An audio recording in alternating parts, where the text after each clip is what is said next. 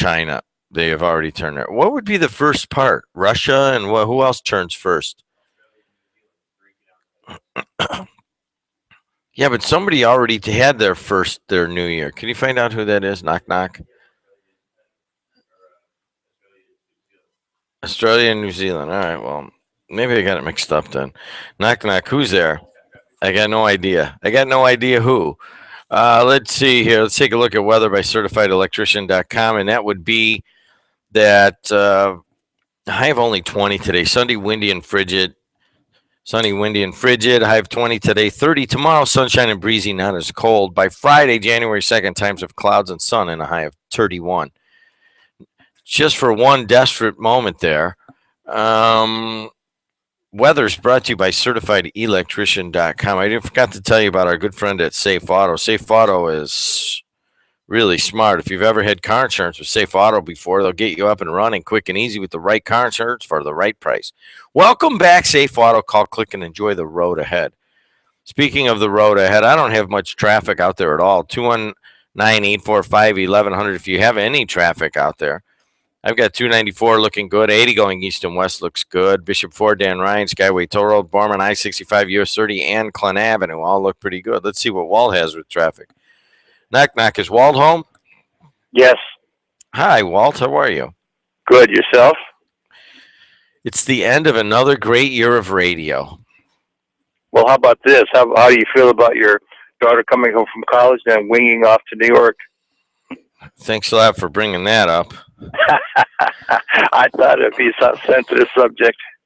She's got a boyfriend, and she wants to go see her boyfriend in New York, and it costs $89 to fly there. And I'm like, whatever, go ahead, I don't care. It's like you haven't seen him for 3-4 months at school, but you got to go see him now, right? Why don't you laugh a little more? Sounds serious, does it? Have you met the lad? I have met the lad. Well, what do you think? I don't know. I guess as far as lads go, not so bad. But, okay. He puts up with her. Uh-oh. Yeah, good luck with you. Good luck with that. Hopefully they're all sleeping. Hey, so what's going on, Walt? Talk to us. Well, driving in, it was a very easy run. I don't think I touched the brakes once on the merge. And then merging on, not even to merge onto the Ryan. Just zoom right through. And, of course, the usual pickup truck and big SUV lunatics weaving back and forth kind of thing, and going 20 miles above the limit. But it slowed down on the Ryan about 75th Street for about a mile, then picked up again. And then I'm sitting in Chinatown right now, and easy exit onto a Chinatown exit. So it's been a very easy run in today. Hey, what do you do on New Year's Eve? We normally have Chinese, dating back to our time in the 2 years we lived in Hawaii. New Year's is very big with the Asiatics, but we had Chinese on Christmas Eve. So basically, we're going to eat leftovers and then go to bed. We're old people now. Can I put this in perspective? You're going to eat week-old Chinese food and then go to bed? No. We finish up the Chinese for Christmas Eve. Normally, my wife cooks something, but for some reason she said, how about if we just bring in something? And I said, how about Chinese? She likes Chinese, so I brought in Chinese. We ate it, and then she cooked up some turkey legs and breasts, and which I love turkey legs. And she said, I think we'll have this for New Year's Eve too. So that's what we're going to have. Oh, you're going to have 6-day-old turkey legs. Not 6. It's more like 2 or 3. Okay, but good that's enough. Fine with me. I have no problem. I love dark meat. You do? Yeah, I do. Full of flavor. You got it. I have so many off-color jokes to make about that, but I'm not going to use any of them right now. What's your resolution? None. What's wrong? What do you mean? You don't have any? No, I don't. I don't do resolutions. They're Really? waste of time. Yeah, absolutely. Do you take a stock of your life at the end of each year and say, what have I done, and what have I accomplished? No. No. Do you ever do that, like say in June? Is there a specific time of year that you just like reset your goals or anything like that? Nope. Never. Just go from day to day with kind of pressing on. Yeah. Right. All right. Well, then we don't. You're not going to do much tonight, and you don't have any New Year's resolutions. So today's just like any other day to you. Just about. I have to give you a little history. When the Navy sent me to NORAD headquarters in Colorado Springs, we were married that first year we were there, and we went out New Year's Eve, and oh my goodness, the drunks, the druggies, and we resolved right then and there, we're not doing this again. We're not going to go out late. Then the next year, we went out to eat dinner early, and we had a bottle of champagne and had some champagne, and that was it. Then when the kids came along, well, I brought in stuff to avoid being out on the road, to avoid having an encounter with the drunks and the druggies. And that's worked ever since, right? Ever since. Of course, because the drug problem has gotten much worse than it did in those days. It was bad enough then, but it's horrible now. All right. Well, you know what? You got a plan. You know what I mean? I talked to a couple guys. I talked to a guy yesterday. He said every year he goes to Shaw's Crag House at 4:00, has a drink, eats dinner, leaves by 7, and is home by 8 and in bed by 9:30. That's his plan every year with his wife. Well, my wife tends to go to bed earlier. She's an early riser. I mean, on a normal day, she'll be up at 4:00 in the morning. I like to stay up a little later and take in the TV programs featuring the New Year celebrations around the world. That's always fun. That is a good time. Well, Walt, I know you don't seem to like partake in the festivities, but I want to wish you a happy New Year anyways. Is that okay? Yeah, well, I did have a one cool New Year's. I was in Paris back in 2005, and it's great. Paris is a great city as long as you stay near the central part. There's some really bad areas in Paris, but in any case, New Year's came, and walking down the street, and there was a lot of these happy couples, and they were saying "Bonne année, bonne année." That's the French for Happy New Year or Good New Year, I suppose. Bonne, I think means maybe the French linguists out there can specifically tell us what "bonne" means. I think I'm bon ami or bon année. Bonne année. Bon année. All right. Well, somebody has to speak French out there. We'll get it from them. All right, man. Bon année there, Walt. I appreciate you calling in, buddy. Sure enough. Talk to you.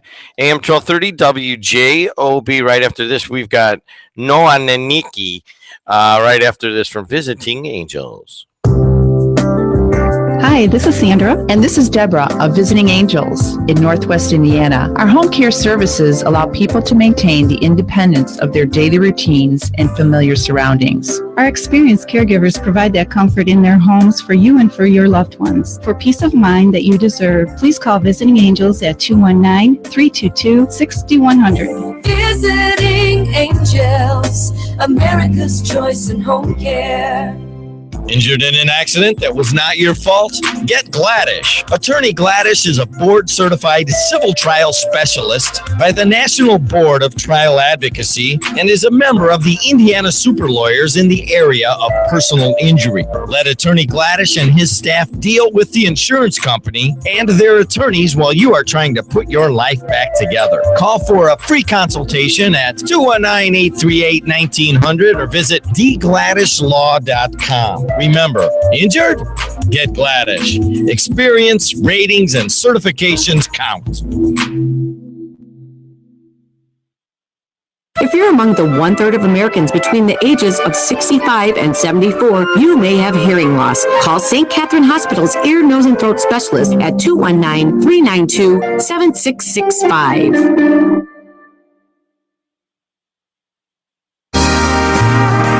New Year's Eve is almost here. Do you know what you're doing? How about some delicious pizza at Langle's and then stay for their New Year's Eve party with a DJ and champagne toast at midnight. Langle's is located in downtown Highland. For more information, log on to langlespizza.com.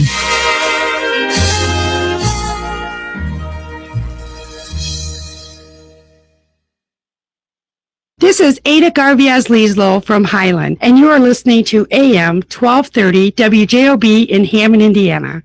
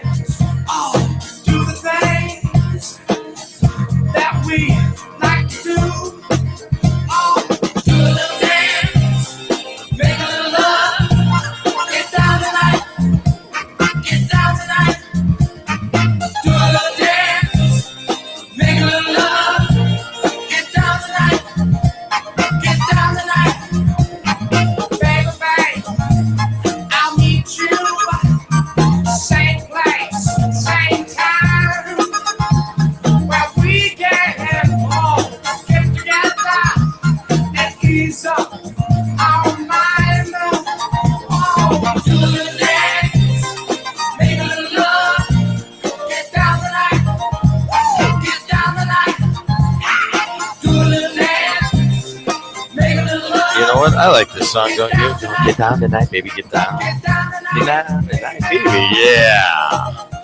Sitting at a party, say, 1986. Putting one arm to the one side like you're running. I only got one move. Run. Like aerobics. Running man. Make a little love. Walt's gonna get down tonight. Bonani.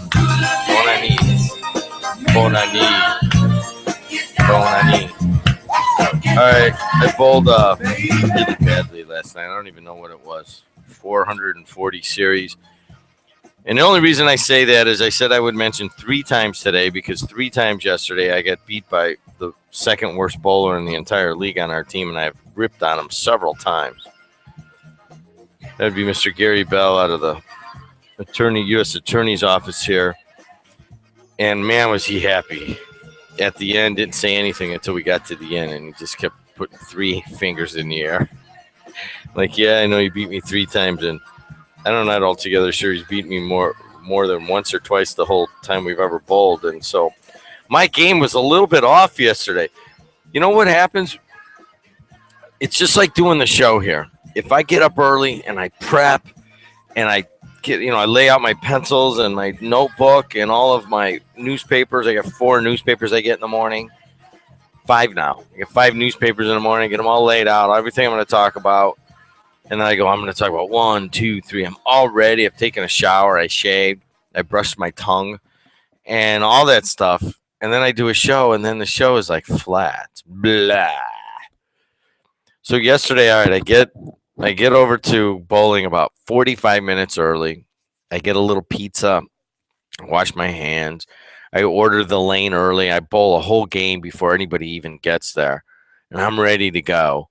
And then I just like flat, nothing. Can't get a strike, can't pick up my problem right now is picking up spares.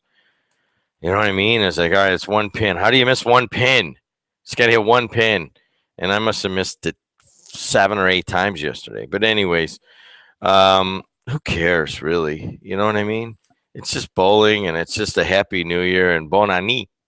643 in the Calumet region, and We have it 7 degrees here at the WJOB studios now, so it's a little chilly, isn't it? It's a chillin'. It's a chillin'. So would say William Faulkner. In what novel would he say that in? There's at least 3 English teachers right now that woke up early and are making coffee in their kitchen. And I know that one. We still read William Faulkner. William Faulkner's kind of fallen off the required reading list. You know what I mean? Remember Of Mice and Men? I mean, all these stories. Remember the prostitutes in the port city? What was that one? And, you have to read all this William Faulkner. I went to, I got a minor in English, something or other, literature or whatever, at college in California. And so William Faulkner had moved from the Midwest to California. So it was kind of big part of it. That and Dickens. I don't know why, but we would follow that. But what novel was it? It's a chillin'. It's a chillin'. And that's what you got right now, 7 degrees, and it should warm up a little bit later, maybe 10 degrees here within the next pretty quickly. It should get to be 10 degrees here, let's say by, I don't know, 10 o'clock easily. So 7 degrees here at WJOB. It's 7 degrees in Crown Point and 7 degrees on the east side of Chicago. By 9 o'clock, you're looking at sunny and 9 degrees. Tomorrow, sunny, breezy, not as cold, and a high of 30. And then January 2nd, Friday, times of clouds and sun, and a high of 31. Weather brought to you by CertifiedElectrician.com. Traffic, there's very little. Walt didn't touch his brakes all the way up to the city. He's the one guy going to work today, I'm pretty sure, because I'm looking out at Indianapolis Boulevard right in front of us here at the Purdue Calumet Commercialization Center. And I'm going to be quiet till the next car comes.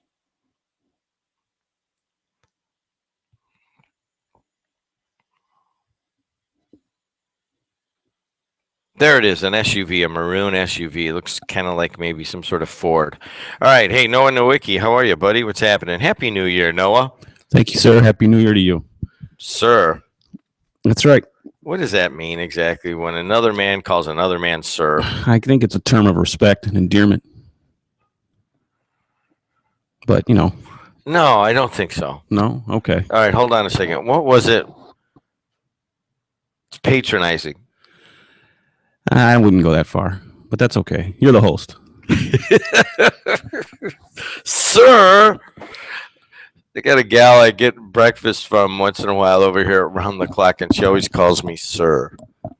Mm. And I know you grow up on the south side, and you got a mid-length leather jacket and all that. So sir is a term of respect, and I get that. But I get the feeling she's kind of messing with me when she calls me sir. Probably a waitress at a local diner restaurant. Yeah. Yeah, okay, sir. Your eggs are almost ready, sir. I'm like, what's up with this, sir? I've seen you like 20 times in here. Well, I mean, I don't know, sir. What?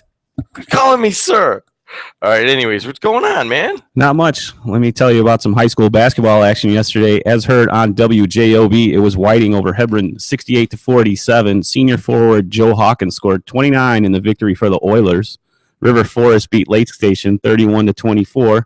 North Newton 45, Calumet 31. Lowell over Oregon Davis 80-60. On the women's side, it was Lake Station 44 and North Newton 41, and River Forest 37, Calumet 25. Men's college basketball action: Notre Dame beat Hartford 87-80. The Irish, led by Demetrius Jackson's 18 points, had 4 players score in double figures and are now 13-1 on the season. Other scores of note: Michigan beat Illinois 73-65 in OT. Northwestern over Rutgers 51-47. And Maryland beat Michigan State in 2 overtimes, 68-66. One women's score of note: Valparaiso beat Purdue Calumet 109-81. It was a doubleheader of hoops action yesterday in South Holland as the women Lady Bulldogs of South Suburban College lost to Cincinnati State 59-58. And on the men's side, the Bulldogs beat Grand Rapids 89-79.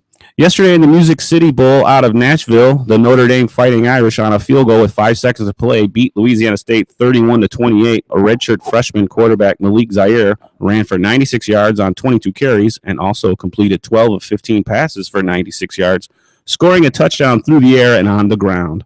The Chicago Bulls saw their 7-game winning streak come to an end with a 96-82 loss to the Brooklyn Nets. Mike Dunleavy led the Bulls with 23 points. Tune in today at noon on WJOB 1230. The NCAA Insiders program will be on with Ryan Walsh and John Pagatti. That's brought to you by True Barbecue and Whiskey Bar. Then it's Big Ten college basketball action as Minnesota travels to Purdue at 2 o'clock. And at 4:30, Indiana hits the road to take on Nebraska. Happy New Year to the region for WJOB 1230. I am Noah Nowicki. What are you doing tonight, Noah? You know what? I'm going to do the same thing I did last year, spend the night with my kids and watch movies and have a few pops and enjoy myself. What kind of movies? We usually start out with a kids movie because for the little guy, something goofy, Transformers or something like that, or like a cartoon. And then because the older two are, getting up there, we can watch some more PG-13 type stuff. Big Daddy. I don't know. You know what? Last year we watched, and I'm Big sure Daddy. I love Big Daddy. I'm sure a lot of people are going to laugh out there. Last year we watched The Warriors. The Warriors. Yeah, The Warriors. What is that one? From 1976, 1977, somewhere around there. The Warriors. It's about a New York gang that gets come out and play. Yeah, exactly. Warriors. That's right. Come out and play. They get stuck in a big meeting and they have to bop their way back to Coney Island. Warriors. Come out and play. Well, good for you, man. You got the 3 kids. You're going to hang out, watch some TV. You're going to pop something. You're going to order pizza. What are you going to do? I don't think so. We got all kinds of little, nuggets and fare for them to eat. We'll have to have the usual side dishes, potato wedges and fries, chicken, whatever they want. I don't think we're going to order pizza, though. The Bears fired general manager Phil Emery and coach Mark Trestman following a 5-11 season on Monday. Longtime NFL scout John Wooten said he recommended Baltimore Ravens director of pro personnel Vince Newsom for GM. New York Giants vice president of player evaluation Mark Ross and Tennessee Titans VP Lake Dawson. Lake Dawson played for Notre Dame, didn't he? I think so. Early 90s. I know a Link Dawson. I think went Lake to high Dawson school played with for a Notre Link Dame. Dawson. Early 90s. He was Oh, geez. Newsom originally joined the Ravens in 93. And Ross has a college scouting background and has been with the Giants since 07. Dawson has worked more on the pro personnel side. Bears chairman George McCaskey and president CEO Ted Phillips will ultimately decide who to hire. What about a Corsi? I don't know who a Corsi is. Ernie Accorsi. He was the GM for the Giants in the late 80s and early 90s. He put together all of the Giants teams with Parcells was the coach from 87. I think it was like 86 to 93 or maybe even earlier than that. Valparaiso beat Purdue Cal yesterday in an exhibition 109 to 81. So Valpo hit the century mark for the first time since 1997. Get down, baby, tonight. Notre Dame, they beat an insurance company last night, huh? Yeah, Hartford. Hartford. That's right. They're not playing OLG out of Highland anymore. They're playing an insurance company. Yeah, but they're in the ACC now, so they have a tough conference schedule coming up. I believe they play in the next few weeks. Ryan, I'm sure Ryan would know this, but I think they play Virginia, Duke, and North Carolina all within the next 2 weeks. We've got a lot of basketball on today. Minnesota at Purdue tips off at 3:15. Then Indiana at Nebraska tips off at 5:30. So I think it's what? Those are Eastern times. I think it's 2 and 4:30. Oh, well, then, you know what? You got to fix this here, Sun Times. All right, so it's 2:15. Yeah, well, they don't on the right part of the page. I always read on the right side. You guys read on the left side. All right, so let me mark this down. 4:30. So 2:15, the Big Ten schedule starts. And if you guys Oh yes, that's right. Yes, yeah. So there was plenty of Big Ten games last night. I was bowling. They won't let us put Big Ten basketball up on the TVs above the lanes. Why? I don't know. They have this thing where it's like every other TV is a different station. So I one time it was a Hawks game. No, it was a I can't remember what it was a Hawks game, and they were winning like 4-0. Uh-huh. And I'm like, hey, can you put the Michigan State IU game on every other channel? And they did. And there must have been a half dozen guys that ran off their lane and ran up to the front desk and just like started yelling at the guy. And he's like, dude, I can't put the game on. These guys are gonna accost me. They already did. Like, really? No one wants to watch Michigan State IU? Evidently, if you bowl, you don't like college basketball. But today, we have Minnesota at Purdue on WJOB. Let's see if Purdue can pull one out. And then 4:30, if you're driving around or you're sitting and you like to listen to Don Fisher, Indiana at Nebraska at 4:30. All right, that's what you'll be doing this afternoon. Who's producing those?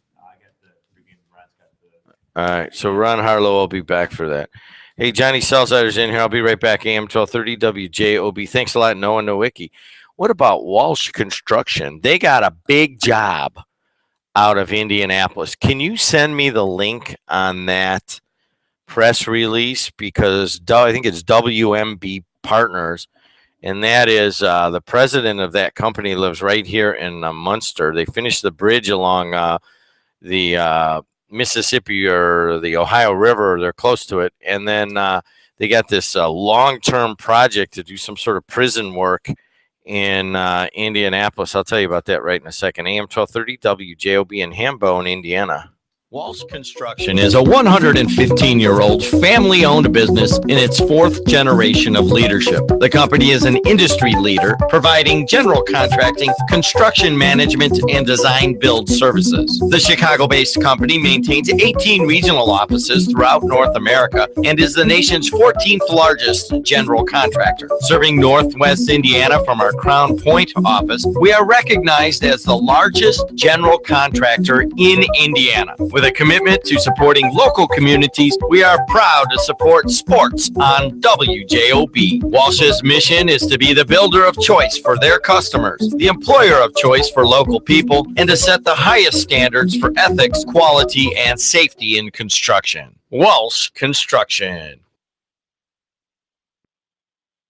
At Smith Chevrolet, we aren't satisfied until you find the Chevy vehicle you're searching for. Serving Hammond as well as the surrounding Chicagoland area, we offer a full inventory of new and pre-owned cars, trucks, and SUVs at competitive, no-haggle pricing. Also available is the full-service repair and body shop. So if you're looking for that new or used Chevy vehicle, stop by at 6405 Indianapolis Boulevard in Hammond. Call 219-845-4000 or go to smithchevyusa.com. Baby, you're a firework.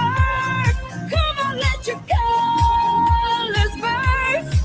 Make them go, oh, oh, oh. You're gonna leave them falling, oh, oh.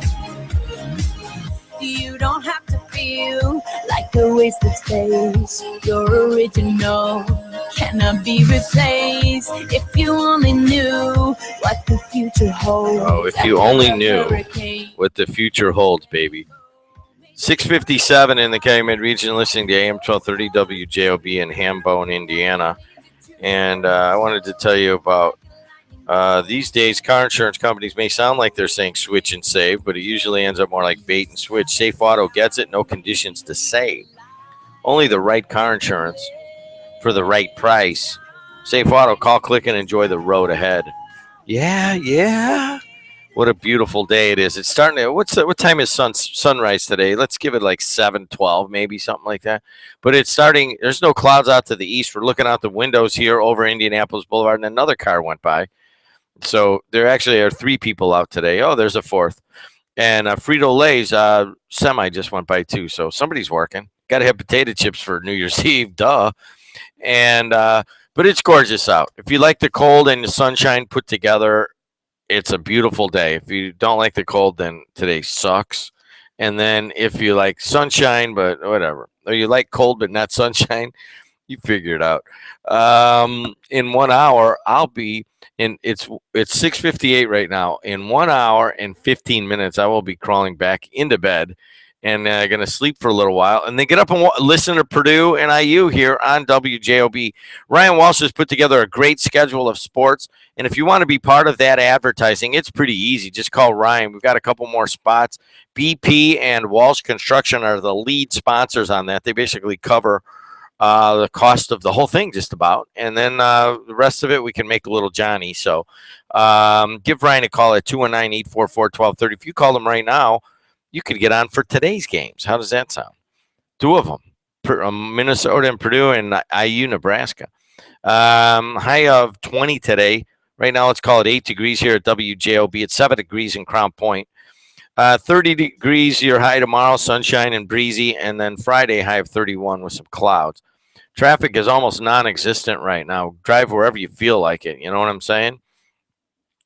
294 around the city looks good. 80 looks good. Bishop Ford, Dan Ryan, Skyway Toll Road, Borman, I-65. You know, once you start doing that in the day, like you start saying one little phrase like that, like say, you know what I'm saying? See what I'm saying? See what I'm saying? Or you start, or everybody starts, there's a lot of people that do this now, right? You know, like, that's a really good sandwich, right? And once you start doing that, it won't stop. So don't start today. And don't start humming James Taylor songs in the background. That won't go. That will just stay in your head. What do we have? Al Hamnick at 7:30, Kuziak and Reardon at 8:05, Purdue at 2:15, and IU at 4:30. So no Harlow today.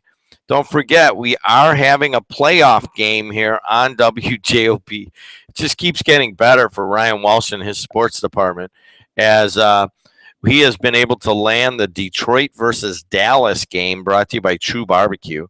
And that'll be Sunday at 3:30. Johnny Selsider, how you doing, man? Doing well, Jim. How are you doing? Doing all right. Give me a 1, 2, 3, will you? 1, 2, 3. There you go.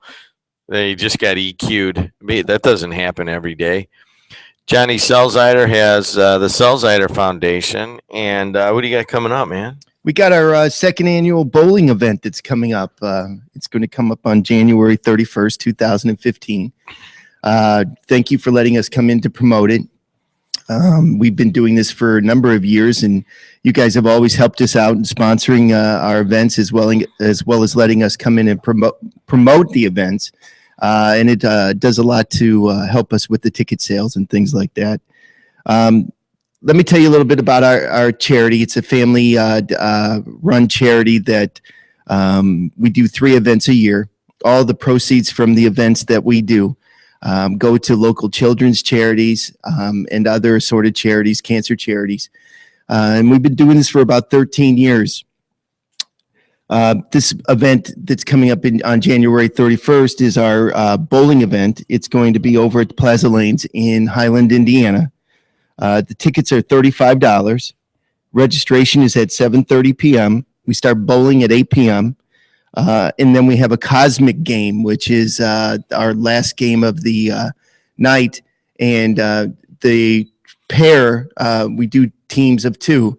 The people that win essentially take home what we call the charity cup or the bowling cup. It's much like our golf outing. If anybody's ever attended our golf outing, we have a huge trophy that traveling trophy that comes back every year. And we started or did the same idea at the bowling event. And it's really turned out to be really nice. Along with that, the $35, you also get the bowling shoes, the bowling for 3 hours, unlimited food, and there is a cash bar. Children are welcome. Our other events really aren't designed for children, but sometimes they do come along. We'll have our rooftop event this year when Kansas City plays the Cubs. I think it's May 16th or 17th, that Friday. And then we'll have our golf event always on the second Friday of August. Johnny Selsider's in the house. The Selsider Foundation, Cosmic Bowling, Saturday, January 31st, 8 to 11 p.m. We'll have tickets here if you want to get them. Come in and see Debbie Wargo, and she'll take care of you. And that's always a good time. I will be around. I usually bowl in that. So does Alexis. It's a lot of fun at Plaza. Some of it's competitive, and then it gets a little bit goofy. Speaking of bowling, I have to mention this 3 times today because I think I've mentioned it already. I have been merciless with Dave Gladish and Gary Bell, 2 local attorneys. Of course, John Selziner knows both of them well, in that he is also an attorney. Johnny practices mostly downtown Chicago.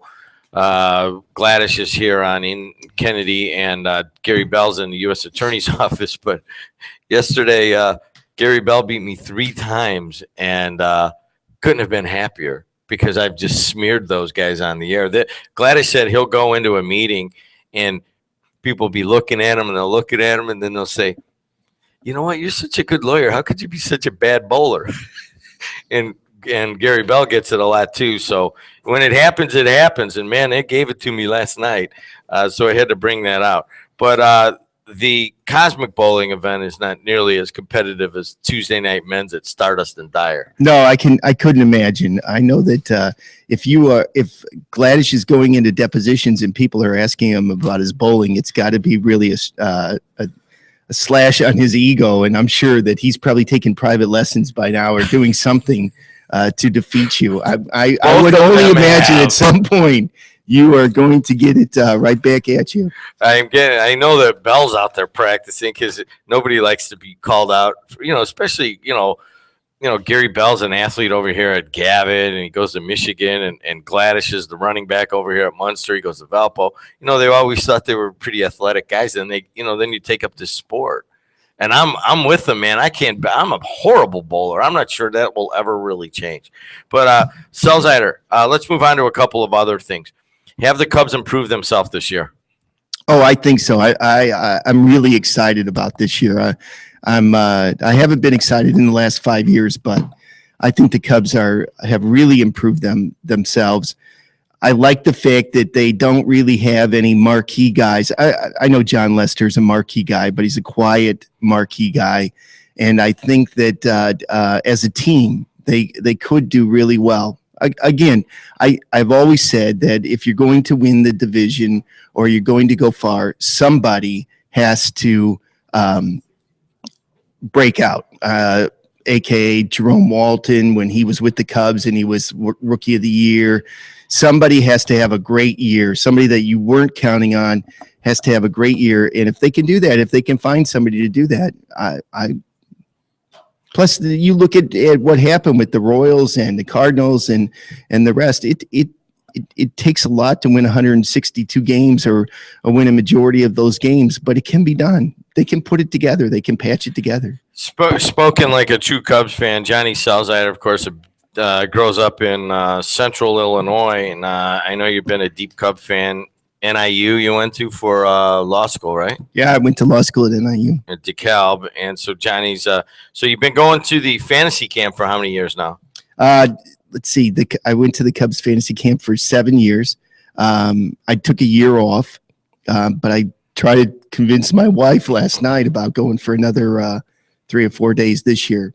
She seemed to be on board. So how old are you now? I'll be 52 in January. 52. I'm a year younger than you, I think. So I'm not, I'm not like a lawyer. When I ask a question, I have no idea what the answer is going to be usually because I haven't thought about it. Just ask the question. Your left-handed throwing, you still throw the ball 80 miles an hour? No, you every time I come in here, you say that. Can you throw the ball 80? I don't know. I suppose if I got a running start, maybe. I'll never forget the time I go over to Selziner. He lived over here off of Forest in Hammond. I don't know, say it has to be 15, 20 years ago. And I pull up and I'm like, what are you doing, dude? And he's like, I'm going pitching on Sunday in the 30 and over league. I'm like, dude, you're in your front yard throwing a bucket full of baseballs at a mattress. You know what? You can't do that. The zoning in Munster is not going to allow that. But evidently, you could put a mattress up in your front yard in Hammond and sit out there and throw balls at it. So your earnestness with playing baseball is to be respected. You've never really strayed from that. And I know, look, he's got the Cubs hat on right now. I mean, you're a baseball guy, right? Yeah, I really like playing baseball. I'm much like your dad. I don't know when I'll stop. I went to Florida and played in the Roy Hobbs World Series this year, and I just like playing baseball. It's my golf, so to speak. I play golf every once in a while with you guys, but not as much as everybody else. And this is my golf, and I really, truly do like it. I mean, I have a lot of fun. I much like you guys go chip around the greens or practice your putting. I don't mind being in my basement at our house or being in the backyard practicing pitching by throwing into a mattress and getting my arm. Do you have one in the basement right now? Yeah, there's a net in the basement right now. So you with a batting went cage. from the mattress to like your wife bought you like one of those nets with the metal that you can throw into at any time. I mean, you can't throw a full pitch in there, but you know what? In your basement, you got enough room. Yeah. Would you stand over by the kitchen and throw it across? No, it's in the back room there. It's probably about mound 60 feet 6 inches, so I could probably get 35 feet, and so you can practice at that. I don't have a portable mound though. The Roy Hobbs World Series is what? The Roy Hobbs World Series is the 30 and over tournament that's done in Fort Myers, Florida. It's 1 week. Teams come from around the world. There's some from the Dominican Republic. There was a Russian team there.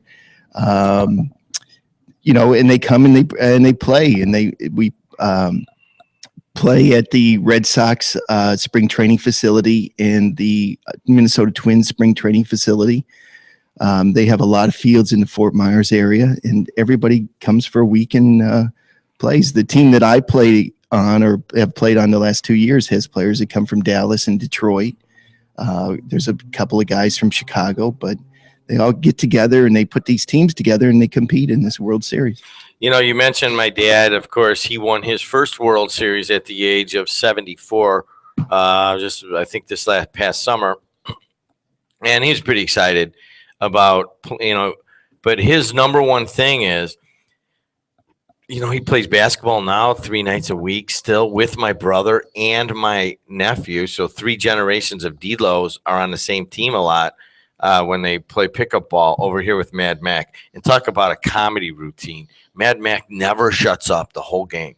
Oh, the whole time he talks. Hey, you, what you know, over and over. And my dad's kind of quiet. My brother's quiet.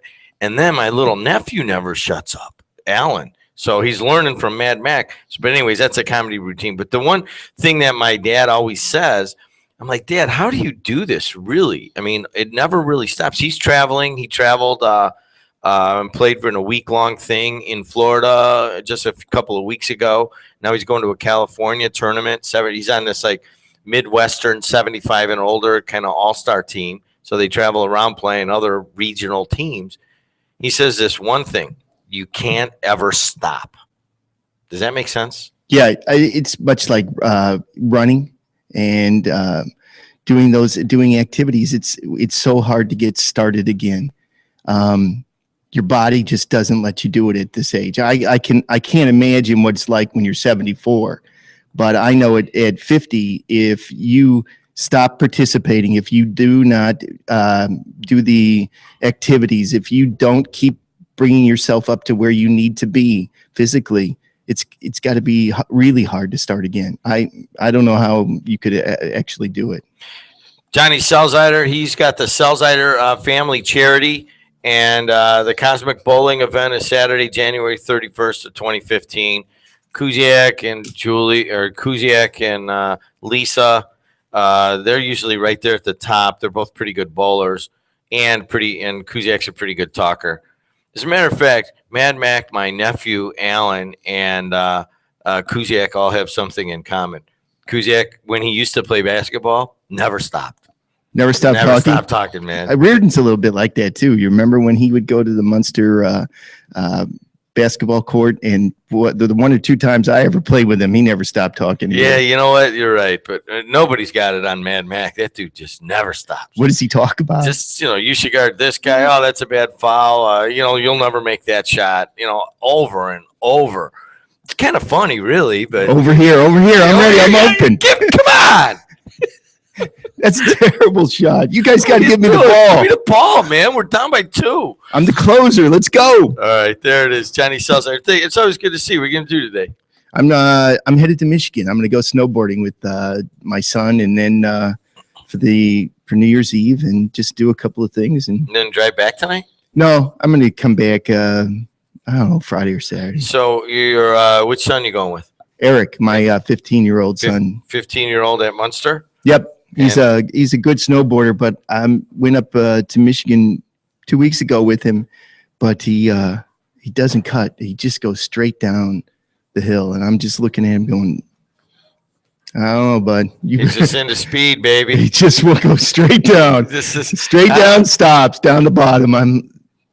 Does it again. Hey, Dad, thanks for doing it. Can we do it again? Do it again? Well, you guys said I got to get on the lift. Let's go. You got it. All right, Johnny Salzar, thanks for coming in, man. Good to thank see you guys. Thank you. It's like seeing Baker. The only time I get to see you now is when on the show here. So we're gonna change that. All right. All right, partner. All right. Thanks a lot. AM 1230 WJOB. I got Vinny up next after this from our good friends at Calumet Harley. What do you think Chuck Kreisel's doing? What a great New Year's present that would be to get somebody a Harley, don't you think?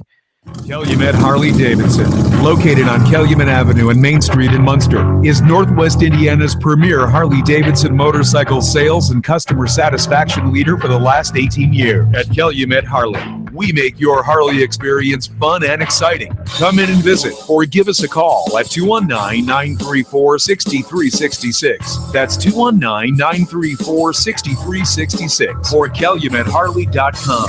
Calumet Harley Davidson, where the region goes Trying to to eat ride. healthy? Wish to shed unwanted pounds but find it difficult to find a diet plan that fits your needs? Look no further. Seattle Sutton's Healthy Eating is your answer. Whether you're diabetic, vegetarian, or looking for convenience, Seattle Sutton's can help. Featuring delicious new menu items and vegetarian options, Seattle Sutton's is freshly prepared and portion controlled to make eating healthy easy. For more information, visit SeattleSutton.com or call us now at 800-442-DIET. That's 800-442-3438. It's your life, your health. Take control. Call Tony Smith at the Highland office, 219-972-3438.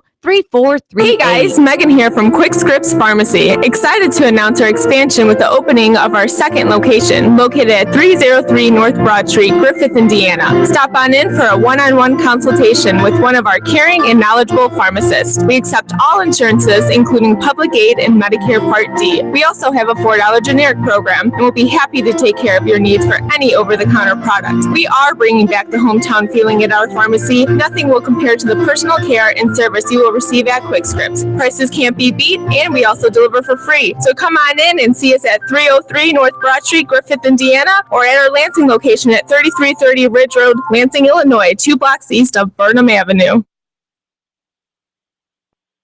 Ogren Insurance has been serving the area since 1947 and can help you find viable policies for life, auto, health, business, and more. Are you tired of hearing how 15 minutes can save you money? You need more than 15 minutes to plan your insurance, and Ogren Insurance provides you with exceptional one-on-one service. At Ogren Insurance, you get a local business who does business in the community, hires and supports local people, and whom you can count on when needed. Log on to ogreninsurance.com or call us at 933-0076, conveniently located at 6929 Holman Avenue in Hammond.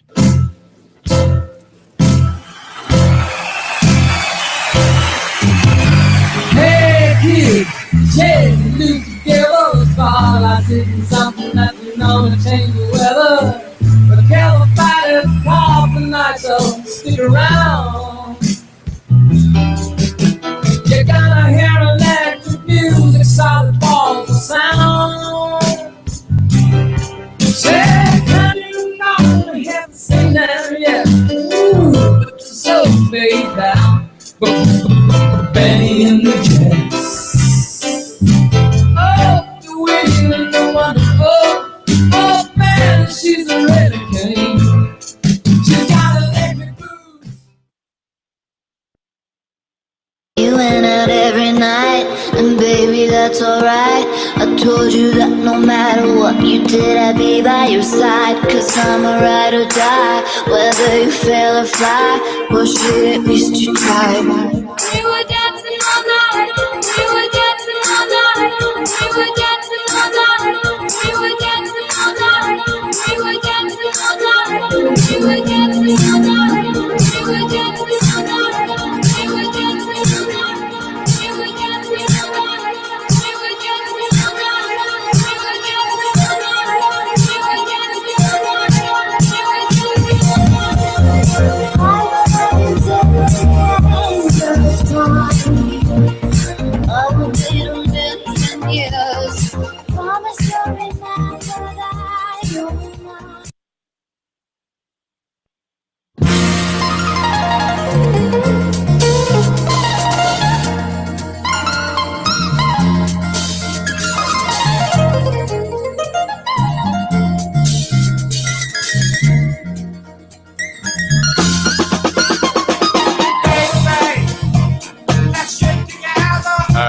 I'm sitting here chewing the cud. Yeah, baby, baby, baby. Do you have a move for this one?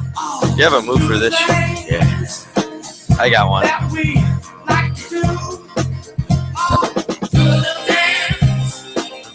you squint your eyes and then you take your front teeth and you bite your lower lip. Anyways, AM 1230 WJOB at 719. Yeah, keep that song in your head all day. Get down tonight, get down tonight, get down tonight. What's happening? Happy New Year, everybody. There goes a TLC plumbing truck right in front of us.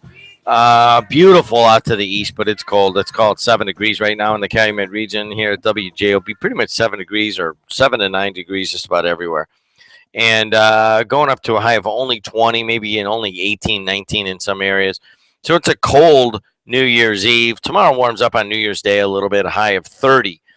219-845-1100. No real traffic going on. And I got a guy on the line that we want to talk to by the name of Vinny. Vinny, how are you, buddy? Hey, Vinny. All right, I lost Vinny. Knock, knock. Is Vinny there? He hung up after a little while. Sorry about that, guys. Let's take a look at some of the stuff going on around everywhere. Let's get some news in here because you know who we have next. We have Al Hamnick coming up our way here in just a little bit. He's going to tell us all what the Bears did wrong and what they should be doing. He and I disagreed wholeheartedly on cleaning house, and the Bears went up and cleaned house, and Al got his way.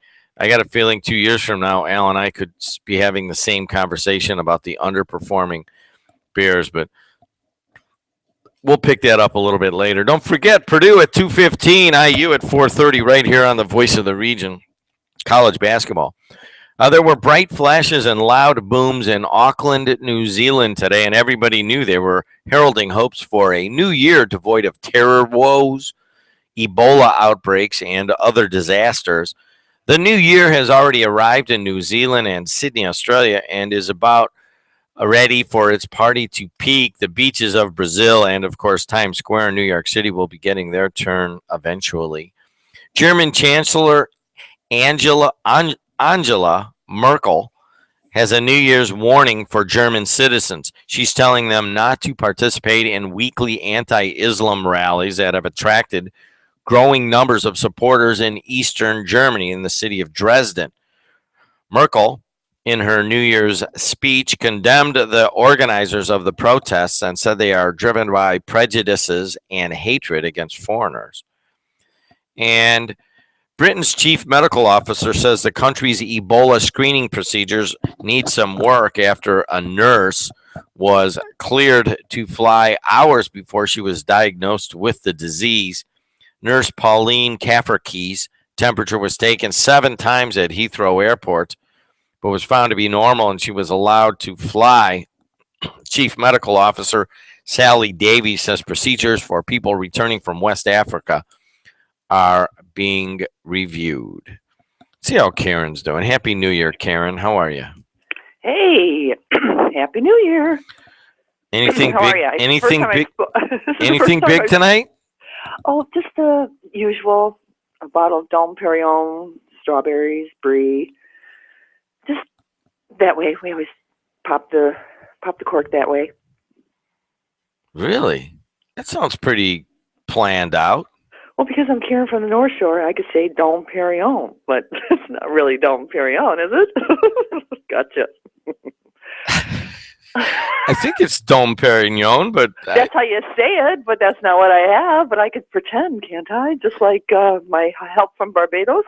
yeah, that's right. Your help from Barbados with Dom Perignon. From the, yes, and because I live on the North Shore, that's what we do, don't we? that's right, the North Shore, the hoity North Shore of the Calumet region. Right. But the reason I was calling in draft day, when I had my broken leg, I was watching everything on pay-per-view. Have you seen that movie with Kevin Costner? Yes, Isn't it awesome? it is a very good movie. I'm with you. It is. holds your interest the whole way through. It does, and I'm not I don't know a lot about football and learning. I'm one of those, I know the touchdown, that's good, and other than that, I don't know what's going on. But that is a great movie if anybody is out there and wants to see a really good football movie. I know you're going to have someone on. I'm sorry I didn't catch. We're going to talk football, but that is a great movie to rent. All right, draft day, and a lot of people will be looking for movies to rent this evening. That you don't want to go out. I'm going to go out for maybe an hour and a half or 2 hours tonight, but we're going to come home and watch a movie late. Draft day is not a bad choice. And another movie I like, it's a great family movie, is Heaven is for Real. Heaven is for real. Yeah, it was about a preacher, and his son dies, and briefly, and he's 3 or 4, and and they're struggling on a farm. But the little boy came up to him one day. He's on the swing, or he's talking to his son on the swing set. And the little boy says, "Dad, I saw you." He goes, "What do you mean you saw me?" He says, "I saw you in the chapel praying for me." And that's what he did. He ran to the chapel and he was praying to God, "Please don't take my son." And then the little boy's like, "Okay, well, I'm gonna go get some ice cream or something like that," because his attention span is short. And then he keeps asking him questions and he keeps getting answers and so it's just. And then of course I'm a crier, so there's one point when he speaks to the mom, and I'm a crier, so I cried. But it's a great family movie, and it's a true story. And he wrote a book, and the book became a movie. Good actors in that too. I'm a crier. Me. What does that mean? That means I cry. Remember I told you when I go to the movies, I'll cry at I cried during The Fury, for heaven's sake. Do you talk back to the screen when you go to a movie? I told you I did. That's why when we saw The Fury, we had to sit up in the very front at the show place where there's no one else will sit. Everybody was way in the back. And my son is on one side, my husband's on the other side, and I'll say, "What did he say?" And then I'll kind of like talk out, because don't you do that at home when you watch a movie? I do. No, not at all. See? I do. I'm pretty quiet at the theaters and at home. I know. Unfortunately, I have to zip it. Yeah, you're that obnoxious person 3 rows over that is like, "Yeah, you get them. Go get them." But I'm conscious of that. I kind of sit where no one is around, and I try not to do it, but I do cry. I do cry at movies. I just do, and it's a good thing. You just got to release that. It's okay. What a good idea to go to a movie today. It is. I'm trying to not when you got a bunch of work and you're deliberately not going to work. You're saying, "I'm not working today. I know I should be, but I'm not working today." And so maybe a movie today. I have not seen Interstellar. I heard that's good. Yeah, I want to see it, and I think it's going to leave the theaters soon. Oh, no. And Forgotten. My son saw that. He said it was really good. Forgotten, directed by Angelina Jolie. You mean Unbroken? I'm sorry. That's it. Unbroken. Yes. I want to see that. It's supposed to be, and that's a true story, and I want to see it. It is. I saw that. That's the only movie I've seen in the last couple of months. It was amazing. I would recommend it. Yes. All right. Well, Happy New Year, Karen. Thank you. You too. All right. Talk to you. Bye. AM 1230 WJOB. I'll do some, let's take a look at what's going on around the state of Indiana. Discovery of a dead newborn is bringing new attention to Indiana's safe haven law. The law allows people to anonymously give up custody of babies less than 30 days old by dropping them off at emergency rooms or police or fire stations. Investigators say the baby was perhaps a day old and was found wrapped in a blue sweatshirt. And Indianapolis no longer allows residents to drop off their used Christmas trees in parks for recycling. Trash collectors will instead pick up trees at curbside. And a 150-year-old bell that survived a fire that heavily damaged the Jefferson County Courthouse has a new home. The bell fell into the courthouse during a May 2009 fire. Workers eventually returned a burnish to the fire-scorched bell using sanders, buffers, and compounds. It will be placed on the courthouse's lawn. Did somebody let Al in? Yeah, he's sitting over there banging on the door. I wanna, what's that one? I want to bang all day. I can't remember what it is. Building commissioner has until today to offer his resignation. The town council on Griffith, according to the Times, on Tuesday morning, gave building commissioner Donche Andanoff an ultimatum to resign by today or be terminated. He was arrested by Munster police at his Munster home on November 16th when they discovered drugs and drug-related equipment in his house. The board's action authorizes Council President Rick Rifa to accept an official resignation by today. If it is not received, RIFA is further authorized to terminate the 63-year-old commissioner today. And we'll see if he does that today. Clerk Treasurer George Jerome has been directed to notify Andonoff of the council's decision. It was unanimous with the absence of Councilman Larry Bala and Vice President Glenn Gaby. Now, whether or not he resigns or is fired, he faces additional consequences. All benefits immediately ceasing and no vacation earned for 2015 if he does it by today. They're going to look for a new building commissioner around the first of the year. So there you go in terms of Donche Andonoff in Griffith. And Andonoff was arrested when Munster officers arrived at his home following an altercation at Danny Z's. The officers could smell marijuana upon arrival at the home. They discovered marijuana plants and harvested marijuana in his home, along with marijuana plant seeds, large amount of drug-related equipment in a lockbox. He offered to resign earlier this month, but the resignation is yet to be officially tendered. Absent an agreement today, we will terminate him, Rifa says. So, Donche having a little tough go of it there. Actually knew some people who were there at the Danny Z's when this was going down, and evidently it got pretty ugly in Danny Z's and kind of spilled out and then wound up getting the guy at home. You go there for a family pizza. Next thing you know, there's a big fight in a bar at Danny Z's. So that can't be helping business at this well-known Munster eatery. 7:31 in the Calumet region. Let's go to Cindy. Hi, Cindy. Hey there. How are you? Good. How are you? Happy New Year. It's hump day. Yeah, hump day. And the song goes, I don't want to work. I want to beat on my drum all day. That's how I feel. What'd you do with the money? Oh, I gave it away. What'd you do with the money? I gave it away. The money that your parents gave you for singing lessons? Yeah, I gave it away. I gave it to the needy. You knew where that was going, didn't you? I sure did. I've been listening long enough. All of my, I just must have the same corny jokes that I regurgitate. What are you doing tonight? Staying home. We usually stay home, and then about 11:45, we'll go down to Main Square, look at the fireworks. What time are the fireworks? At midnight? Mm-hmm. Yeah, they're nice. It'll be a little chilly. You gonna sit in the car or you gonna get out? Oh, no, we'll just walk there. No, we dress for it. You dress for it? I mean, do yeah, you have a winter. base layer you put on your legs and then you put another pair of pants on top of that? Oh, yeah, you have to. 2 pairs of socks? 2 pairs of socks. You get the boots. You get the coat that you don't usually wear until it gets that cold. And then, of course, the hat and the scarf and the gloves. Well, good for you. Gosh, Yeah. you know what? I've never gone to the fireworks at Main Square. Oh, they're nice. It sounds like a good idea tonight. Yeah, it's only, 15 minutes, if that. That's all you need, right? That's it. That's Yeah. it. You just welcome in the new year. People are very nice. They give you cocoa and coffee. Really? That beats having to have a shot of Fireball at midnight. Yeah, no It's much kidding. better. You need the antifreeze. Just open up your radiator. You got it. Well, Happy New Year to you. Happy New Year to you too, and a very successful 2015.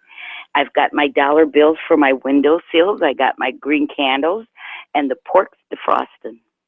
So you put your money on your windowsill to bring money into the house, correct? Yep, not until I heard her yesterday, and I thought, hey, I've never done that. I'm going to try. Well, it can't hurt.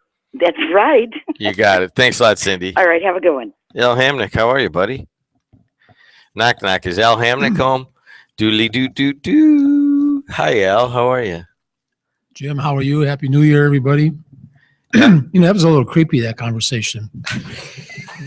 What are you wearing? No, only creepy people make that. I was asking. How do you have your hair right now? Is it in a bun? It's just straight down your back? Al Hamnick showing some range there with his imagination. No, I'm just saying that's 7:30 in the morning. That's the kind of conversation. Well, kids aren't going to school today, so Are I you thought in, I could open heels it up. or are you in heels or flats? I mean, I guess that would have sounded. I mean, Al was only getting one side of that conversation because he didn't have his headset on, so I guess it would have sounded a little bit odd. honestly, I was creeped out. That's all I can say. Al, did you ever go to the fireworks at Main Square in downtown Highland? Great event. You do that? Highland does stuff first class. They really The do. Christmas tree burning is real nice. They'll have people come out and they'll pass out hot chocolate, hot cider through the crowd. They really do it up nice. Al Hamnick, you see his picture right here on the front page of the sports section of the Northwest Indiana Times. He is the dean of sports writers here in Northwest Indiana, and quite frankly, one of the most respected ones around the state and in Chicago. So we're honored to have you here again, Al. I know you're going to want to talk about the Bears.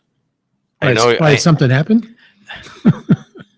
I know that we have a lot of different opinions on that, and we also disagreed. I think 2 weeks ago or a week ago, I said, if you clean house, we're going to be having this conversation here in 2 years. And the same thing's going to happen.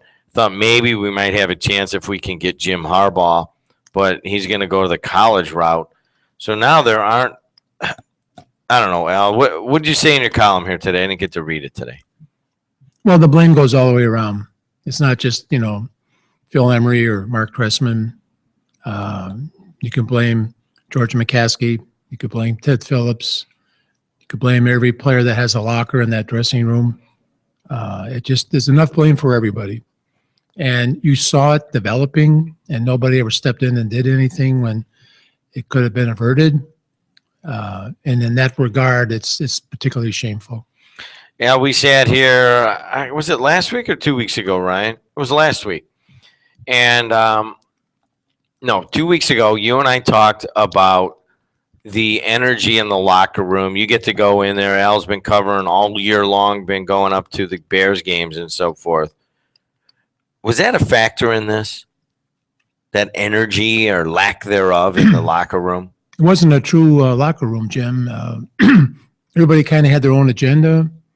They talked a good game, but they didn't really produce on the field. I don't think they really took defeat hard enough. There were players in the past that would.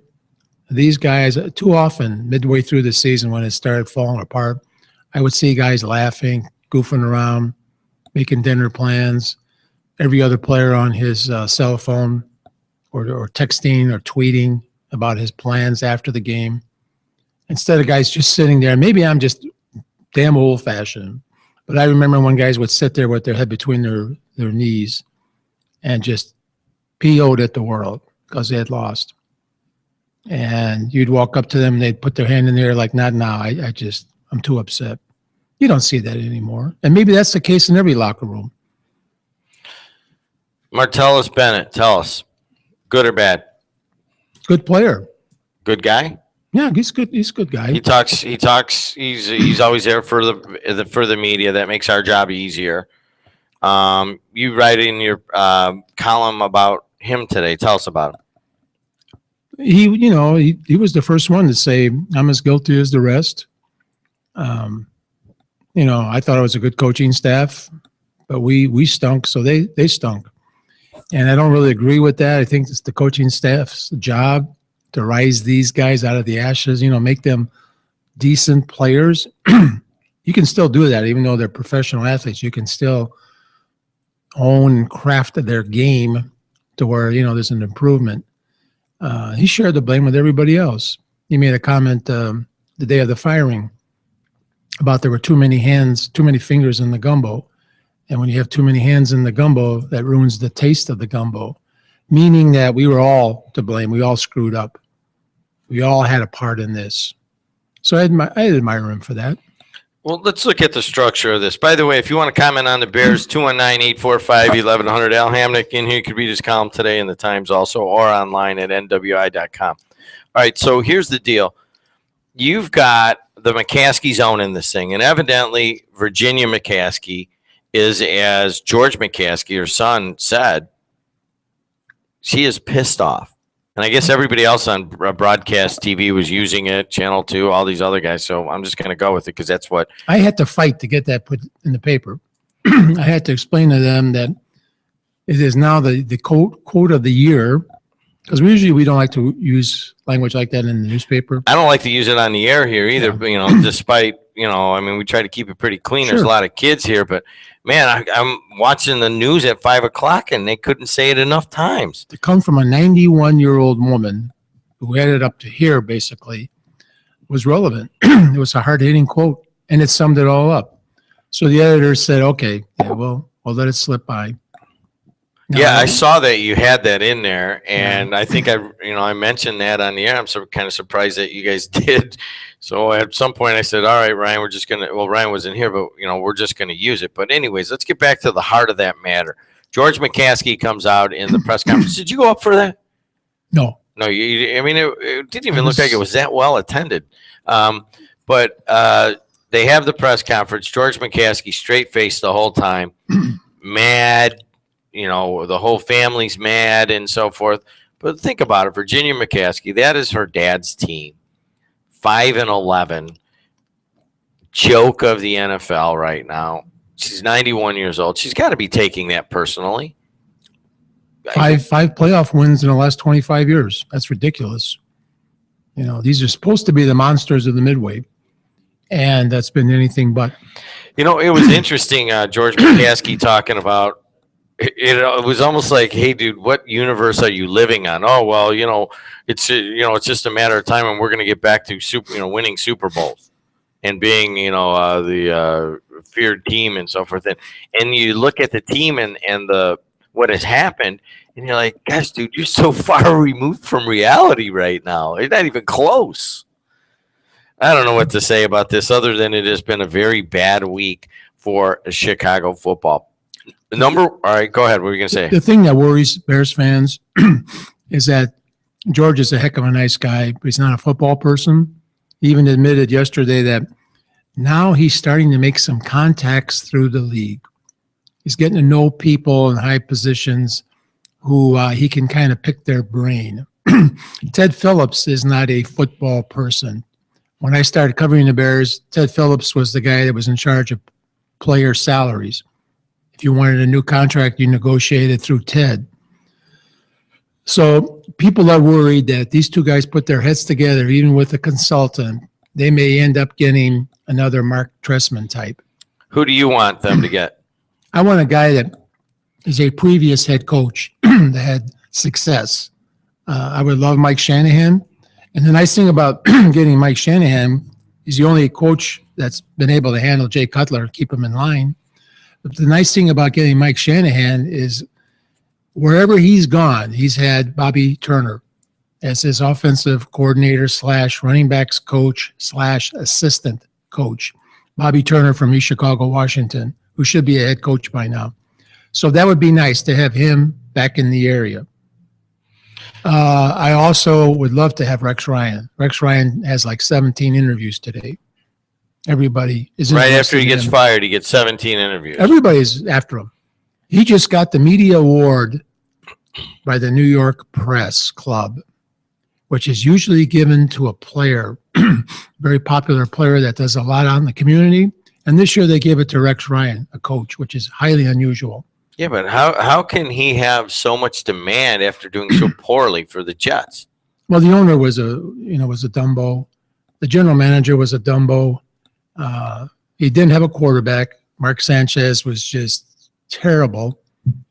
There were reasons. Brandon Moore from West Side, who played for the Jets for about 9 years, said he was one of the greatest influences in his life, that the man knows football, especially on the defensive side.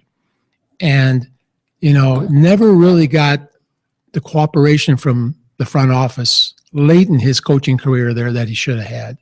And he didn't really have the players around him. There were a lot of contract problems. Again, going back to the GM, a lot of people released. They missed the running game. Their running game was terrible. Quarterback was shaky. Defense was still good. No, I think he would be perfect for Chicago. I think he would love Chicago. 219-845-1100. Who would you guys like to see come and be the Bears' new head coach? Noah Nowicki, the intern from South Suburban College. Who do you want, Noah?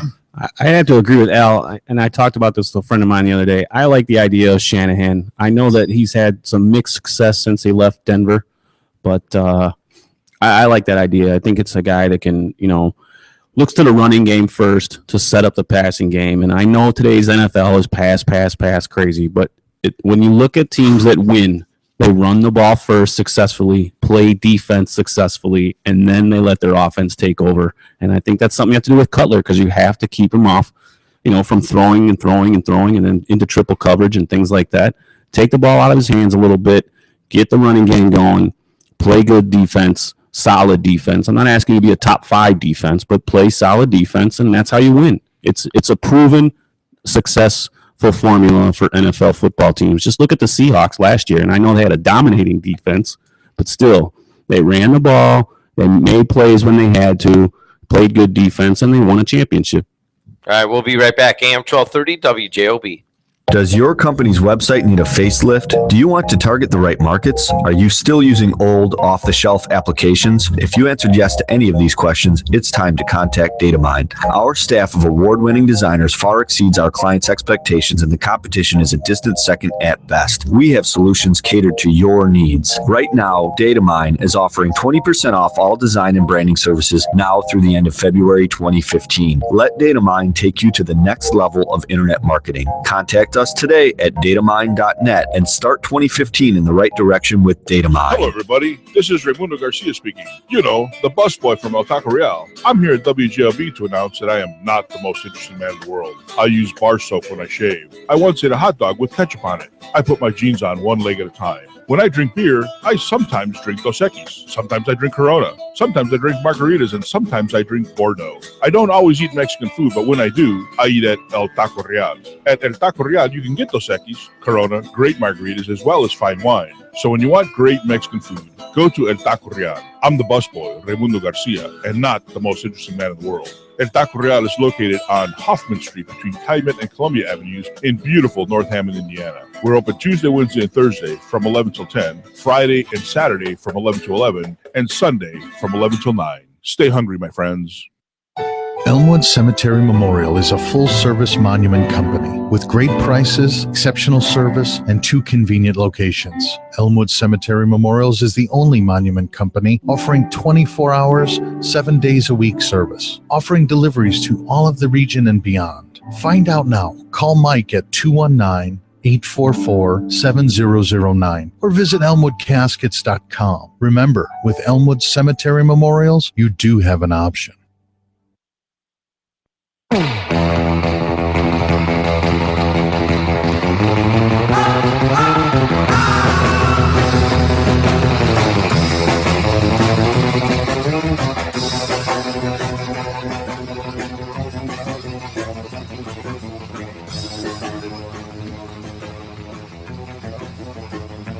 Good morning, everybody. AM 1230 WJOB.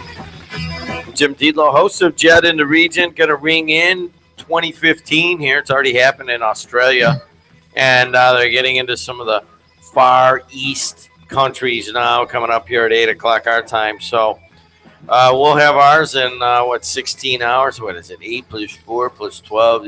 4 plus 12. Yeah, it's about 16 and a half hours. Then it will be 2015. It's been an eventful 2014 here at WJOB. As after about 60 years, we moved out of our building into the new Purdue Commercialization Center, and actually this is just a stopping off point. We are now in the process. We thought we were going to be in our temporary studios here at the Commercialization Center, kind of across the parking lot in the back, for what we thought would be about 2 years. But it looks like here in early 2015, we're going to begin construction on our final destination, which is right on the boulevard in a true fishbowl bubble type thing. You'll be able to drive right by and look right into us, right on the boulevard, about 20 feet from semis. And we're so excited about that. It's going to be a showcase studio. So I got to thank everybody for putting up with dust in 2014. And we'll have a little bit of dust here, hopefully not nearly as much as we go into the beginning of 2015. Taking a look at traffic right now around the city, it looks pretty good everywhere. You want to drive somewhere, drive now, except maybe right into the southeast, as you've got some blinding sun going that direction. Can't even imagine what it's like on US 30, say, out by the mall. But 294 looks good. 80 going east and west looks good. Bishop Ford, Dan Ryan, Skyway Toll Road, Barman, I-65, they're all moving along pretty well. It's a chillin' out right now, as you have, let's say, 8 degrees right here at the WJOB studios. No, 5 degrees at the WJOB studios. Sunny, windy, and frigid. Yesterday went for a little run around Wicker Park in the early afternoon, and man, was that chilly. Today's going to be even worse. Right now at 5 degrees. By the time I head out there for maybe an 11 or a noon run around Wicker, it looks like it's going to be 8 degrees. And at 20 degrees might not be up until actually right about the time it gets dark. Then tomorrow warms up a little bit, a high of 30. Sunshine, breezy, not as cold. Talking about the Bears ostensibly, but we could talk about anything sports. Al Hamnick's in the house. Read his columns on the front page of the NWI Times. Al, we're just talking about the sportsmanship dinner, which comes at the beginning of sectionals in basketball. And I had heard this too, now that I think about it, but John Beeline's going to come in and talk from the University of Michigan. Why such an interest in Northwest Indiana? Well, Mitch McGarry, Glenn Robinson III, Skip Albrick. Those are three pretty good reasons, you know. Novak for Nova. Zach Novak. Zach Novak. Chesterton. Those are 4 good reasons right there. Yeah, I mean, he's got the pipeline going on. Matt Painter'd love to plug into that. Crean doesn't seem to have the kind of interest up here that Painter does. But Beeline comes in, and he maintains that. Ryan and I, last year, we were actually thinking of carrying the Michigan games with Robinson and McGarry, but it didn't pan out because McGarry was hurt and so forth. But he's coming in here for a reason. You know what I mean? I look at it that way. He comes in here to maintain those ties. 219-845-1100. Let's take some phone calls right now. What about the Bears? What do you think they should do going forward? Were you happy with what happened this week? Give us a call at 219-845-1100. Let's see how Elephant's been doing. Hi, Elephant. Happy New Year. You're talking about people from Michigan. How about that running tailback that ran for Michigan from 36 to 40, and I think he happened to win the Heisman Trophy? Oh, are you talking about Tom Zach Harmon. Zabignaw? Pardon? Yeah, I know you. Tommy Harmon, right? And the tailback that replaced him in Michigan for 1 year, and because he developed TB and died 2 years later from Gary Emerson. Another Tom Kuzma. How do you remember 36 to 40? It's Gary Horse Man. When you go to school there, it shows in the Memorial Auditorium. Hey, Elephant, why don't you write a book? I got to have eyes first. Yeah, we can take. You can. Hey, I got a trivia question for Hamnick concerning NBA basketball. Okay, go ahead. Okay, in the city of Chicago, there were 3 teams born and raised in the city of Chicago in the NBA. They're all still in the league. Can you name them?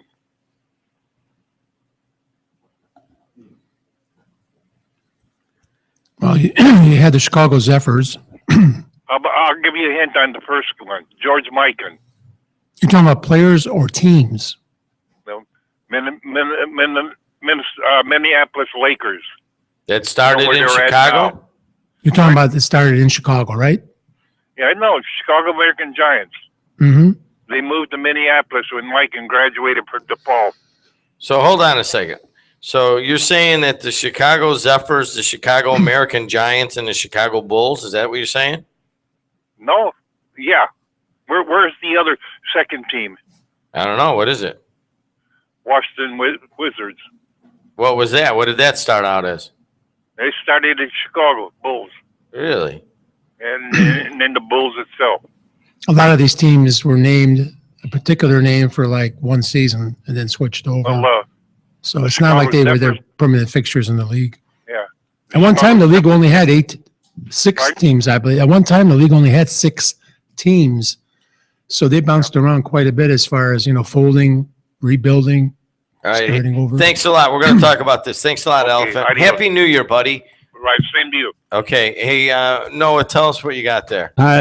According to one of my favorite websites, baseballreference.com, which also references football and basketball, the Wizards did start out as in the 1962 season as the Chicago Packers, and in the 1963 season they became the Chicago Zephyrs.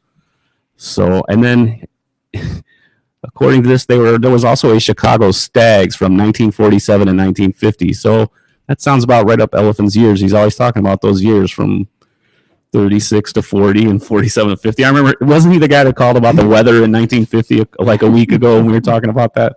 He's got a Gotta love that memory guy. like an elephant. Love that guy. It's got to be a book deal somewhere. There's a book deal, man. Just sit them down and let them start talking about things of the past. Hey, let's look forward here. Al Hamnick, going into the playoffs right now, who do you like? NFL playoffs? Yep. I still say New England and Packers in the Super Bowl. Still saying New England and Packers? Yep. If What about the Cowboys? I'm worried about Aaron Rodgers' calf because now I guess it's torn in 2 places. You can still play with a calf muscle that's messed up like that. And with the sports medicine wonders of today, I think he's able to play and play effectively. I just still think that that's the best team in the NFC.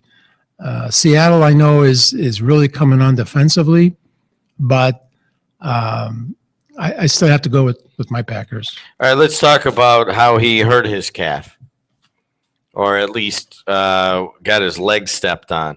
Did you obviously seen the videotape? How do you say that first name, Ryan? Indamika Sue stepping on Aaron Rodgers' calf. Twice.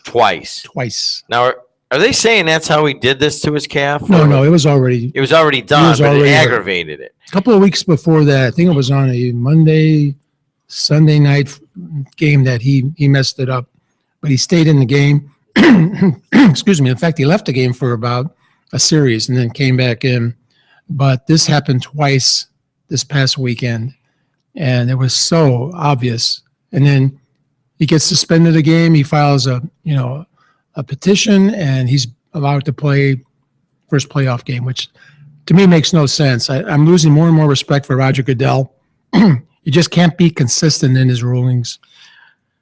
You saw the video, and you're pretty certain that he stepped on him on purpose. Well, look what Raiola did. For the Lions. Yeah, against the Bears. Against the Bears. To me, that looked more purposeful. I wasn't really sure about Sue. I couldn't tell if he was just kind of looking. I don't know. It was hard for me to tell that one. Other Raiola one looked like he was stamping out a cigarette. I mean, Yes. he stopped right over the player and then came down on him. and nothing really except a small fine on that one, right? What did One Raiola game- get? one He game got one game. suspension. That's right. He He got missed one the- game. He missed the Packer game. The Yeah, next he week. missed the Packer game. So now you got Sue doing the same thing. I mean, how does this happen? I thought Jim Caldwell was a better coach, discipline-wise, and that he had these guys, playing with intelligence. But again, sometimes you just can't change these players. The week that the Bears and the Lions played, Sue was on the conference call, and he sounded so mature and so intelligent. Right now, he's got an internship going with Warren Buffett. So he's going to be set up for life after he retires. Warren Buffett has taken him under his arm, under his wing, and is going to introduce him to the world of big business. And the kid talked about, to do this, you have to be really responsible and mature and have discipline in the workplace. And I'm learning all this under, Mr. Buffett. Then he goes and he pulls that garbage. So it's like, dude, have you changed at all? Are you still the same, the same idiot that goes out there and has no regard for other players' careers? Because you come down on a guy the wrong way and you're ending the career. I agree that if indeed that was purposeful, he in one game is probably not enough, but it's really kind of hard to prove how purposeful it was. And it's only the Lions that do this. You don't hear about anybody in the Patriots or the Jets or, Colts. the Colts doing it. Speaking of the Colts, they're hosting Cincinnati on Sunday at noon. We don't have that game, right? What is our game? All right, so our game is Sunday. It's the last game. It's the Lions and the Cowboys. Let's start with the Colts. Bengals at the Colts. I'm a little worried for the Colts on this one. Bengals were able to move the ball. Dalton's a very good quarterback. They seem angry, and they seem to have a purpose right now. What about you? No, I'm concerned too. I'm very concerned. Andrew Luck has to really play a clean game, protect the ball. Their running game is still shaky. Indianapolis's running game is still shaky. The defense, up and down, up and down. I would feel confident in saying this is just a toss-up. I mean, I don't want to say that, but I think it could be a toss-up. I'm with you. I think that actually might be the best game. Lions are at Cowboys. We've got that game here. I think this is our first football playoff game we've ever had, Ryan. Yeah, it's our first football playoff game ever here on WJOB. That has to do with you guys listening and the many sponsors. It also has to do with that we've got Ryan Walsh here and the many contacts he's making in the sports world. So it's not easy to get these NFL playoff games, and we'll have that going on, I think, around 3:15 on Sunday. But the Lions go to the Cowboys. Do they have a snowball's chance on this one? The Lions? Yeah. No, I love the Cowboys. I think finally they've kicked the December jinx. I think finally now, as playoff time approaches, their priorities are in line. They're healthy. They're well balanced. Their defense has been a great surprise this season. People thought it would be okay. But everything from last year has improved 100%. So, if somebody were to say they're going to get to the Super Bowl eventually, I wouldn't laugh. All right, so that's Sun. So if you want to plan your weekend, it's this: the Cardinals and the Panthers play at 3:35 on Saturday, and these are all Central times. And then you come up with the Ravens Steelers at 7:15 on Saturday. Out of all of these games, I'm giving the Ravens Steelers. I love watching Flacco, and I love watching the Steelers, and that's going to be a good game too. Who do you like there? It's at Pittsburgh, so that might be a factor. Ravens sneak into the playoffs, but they snuck in a very hungry way, put it that way. I love the Steelers, and I wish to God that Bears had their coach, Mike Tomlin. I was listening to that. He's like one of the longest tenured coaches in the NFL now. It's like 10 years? Yeah, it's like 10 years. He's second. Who's number one? Obviously the Patriots. All right, and so who's waiting then? Packers are waiting. The Patriots, Seahawks, and Broncos are all waiting. Out of those, where does it? So you're saying it's New England against the Packers? You don't think the Seahawks have a run in them? Oh, definitely. They're they're one of the top 4 teams to get to the big game. You can't count anybody out now. There are no more phonies or fakes left in the playoffs. I mean, these teams deserve to get in. And as I watched every game this season that I could see, and then I compared them to the Bears, I thought this is like men against boys. No way are the Bears physical enough, fast enough, smart enough, deep enough to get far into the postseason. And it was so obvious. It was obvious from the opening loss against Buffalo at Soldier Field. They just lacked something. And all these other teams right now have that something. And that's why they're still alive. Speaking of the Bears, so let's circle back here. What kind of timeline do you think? How long before the Bears put in a GM? And do they do the GM first and then the coach? Or what do you see happening? They said yesterday that they prefer the right way to do it would be the GM first and then the coach. I think it will be done the week before the Super Bowl. Usually the Super Bowl is real touchy about, anything taking away from that week of activity leading up to the big game. So they don't want to make announcements about hirings, firings, whatever. But I think the week before the game, this will all be resolved. And that would be late January. So we got a little ways of speculation on this. And in terms of, there was one other thing I wanted to hit, but anyways, Al. Oh, Number one sports story, 2014. Locally or nationally? Both. One local, one national. I think locally, like we had in the paper last Sunday, is having 3 teams in the state football championship. Mhm. I mean, we didn't clean house, so we only had one winner, but that was a heck of an accomplishment. The people downstate started saying, "Wow, they play some football up north." And then nationally, could have been a couple of things.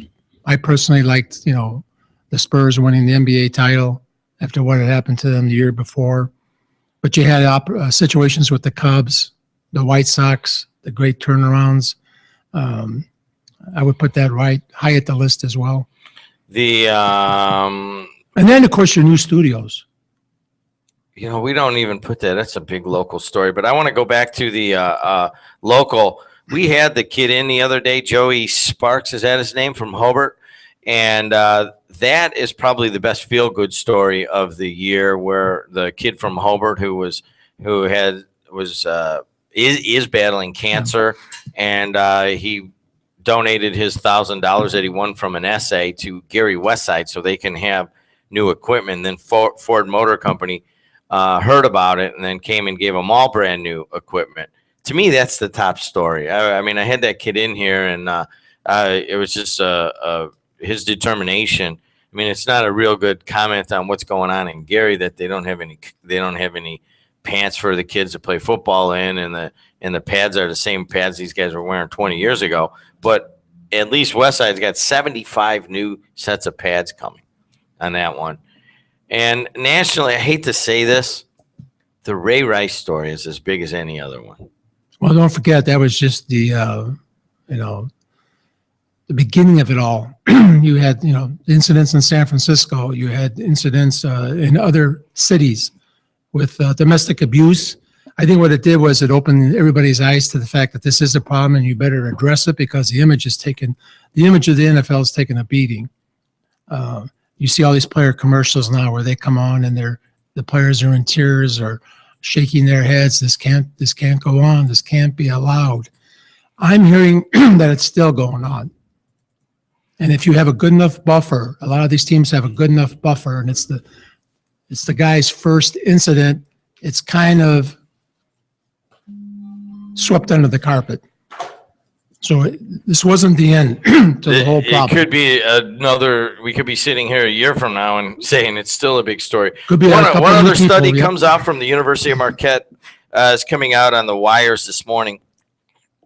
2 sociologists from Marquette saying that 78% of NFL players within 2 years after they retire have a major negative event in their lives. 78%. Bankruptcies, divorce, drug addictions, depression.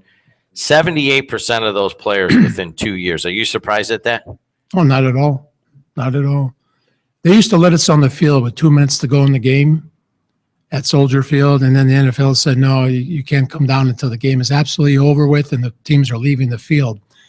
And in the years we were able to stand behind the 2 sidelines and watch, even with 2 minutes to go in the game, the force and velocity with these guys were hitting each other, and you could hear bones, Jim. You could hear bones snap on the field, and the collisions. It was just writers looked at each other, old, young, and said, you got to be crazy doing this. This is suicide. And the uniforms are better. Sports medicine has improved, and yet guys are going down like crazy. Every game. To say somebody has serious repercussions afterward does not surprise me at all. I just pray to God we don't have anybody lose their life on the football field. That could happen. That could happen. It may happen in the near future, because you've got guys now 6'7", 350 pounds that run a 4.6, hitting another guy the same size, just as quick. It's like dropping an egg on the sidewalk out front and just watch it smash, a million pieces. That's what you're looking at, and that's what makes the game so beautiful and so popular. People love seeing that controlled violence. He's Al Hamnick. Read him in the Times. Al, see you in 2015. Thanks a lot. Happy New Year, everybody. Thanks a lot for being part of the show in 2014. We really appreciate it. AM 1230 WJOB in Hammond, Indiana. I'm out. Kuziak and Reardon by this next segment. Take it away, David, in 60 seconds. Kevin Kish, thank you also for 2014. Losing a loved one is never easy, but owner Kevin Kish and his staff at Kish Funeral Home are caring and experienced professionals who understand that each family is unique and has personal requests and traditions. Kish Funeral Home's beautiful facility offers many services, including cremation, pre-planning, and grief support. Kish Funeral Home is near Centennial Park in Munster at 10,000 Calumet Avenue. Call our good friend Kevin Kish at 219-924-3333 to help you get through this difficult time. I want to be like the pretty people on my TV. Now you can. All I need are gleaming white teeth. We can help you. Can you find the right dentist for me? Dr. Andy Coulteritis, he does cosmetic dental. Will he hurt me? No, he's gentle. I'm terrified of pain. He's the kindest in the land. He sounds great. Could you repeat his name? Dr. Andy Coulteritis, 219-836-1111. Thanks. Northwest Indiana is a special place for those who live and work here. Short Elliott Hendrickson is proud to provide Northwest Indiana communities with the economic development, engineering, and planning services needed to diversify the area's economy, maintain critical infrastructure, and prepare for a bright future. Northwest Indiana, you're home to us. Short Elliott Hendrickson, engineers, planners, and scientists partnering with Indiana communities for more than 20 years. Tune to WJOB AM 1230, Wednesdays at 8 a.m. to hear SEH's economic development guru, Matt Reardon, discuss the issues driving community projects happening today and tomorrow. Kuziak Construction is the exterior experts. Roofing, siding, windows, fascia soffit, and seamless aluminum gutters. Kuziak Construction is the one-stop shop for all your exterior needs. Quality construction at competitive prices. References available. Let Kuziak Construction handle all your exterior needs. Call 712-0650 or look in the yellow pages for our ad. Kuziak Construction. We've got you covered. Summer's here and the time is right for dancing in the streets. They're dancing in Chicago, down in New Orleans. Welcome back, everybody. I don't know if summer's here.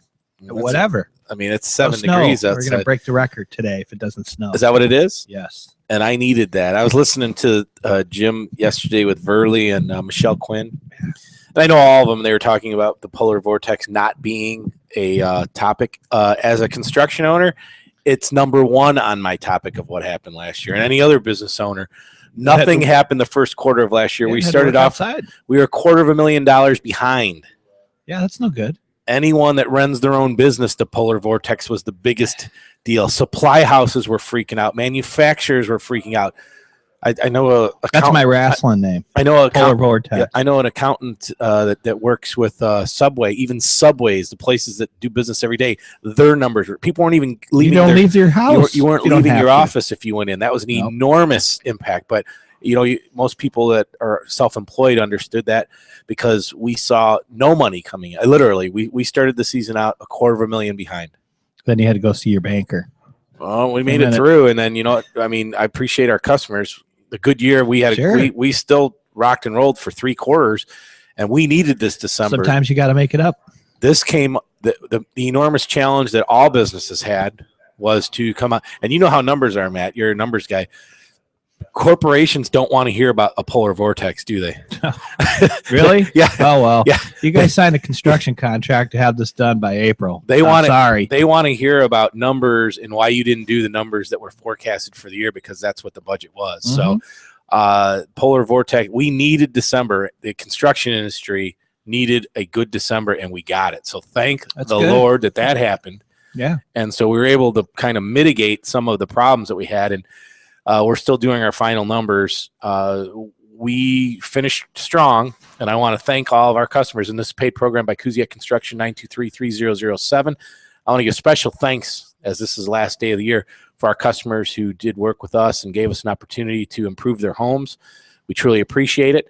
We're locally owned and operated, and a lot of the money that we donate stays local. Also, Short Elliott Hendrickson. SEH, we're located at 9200 Calumet Avenue in Munster, Indiana, and we we at SEH are also very appreciative of our clients, our old clients, our newer clients. We're really excited about getting to work in the town of Munster, which is a great thing, doing some stuff in Highland, all throughout the Northwest Indiana. So we keep growing the business. We keep hiring people that live here.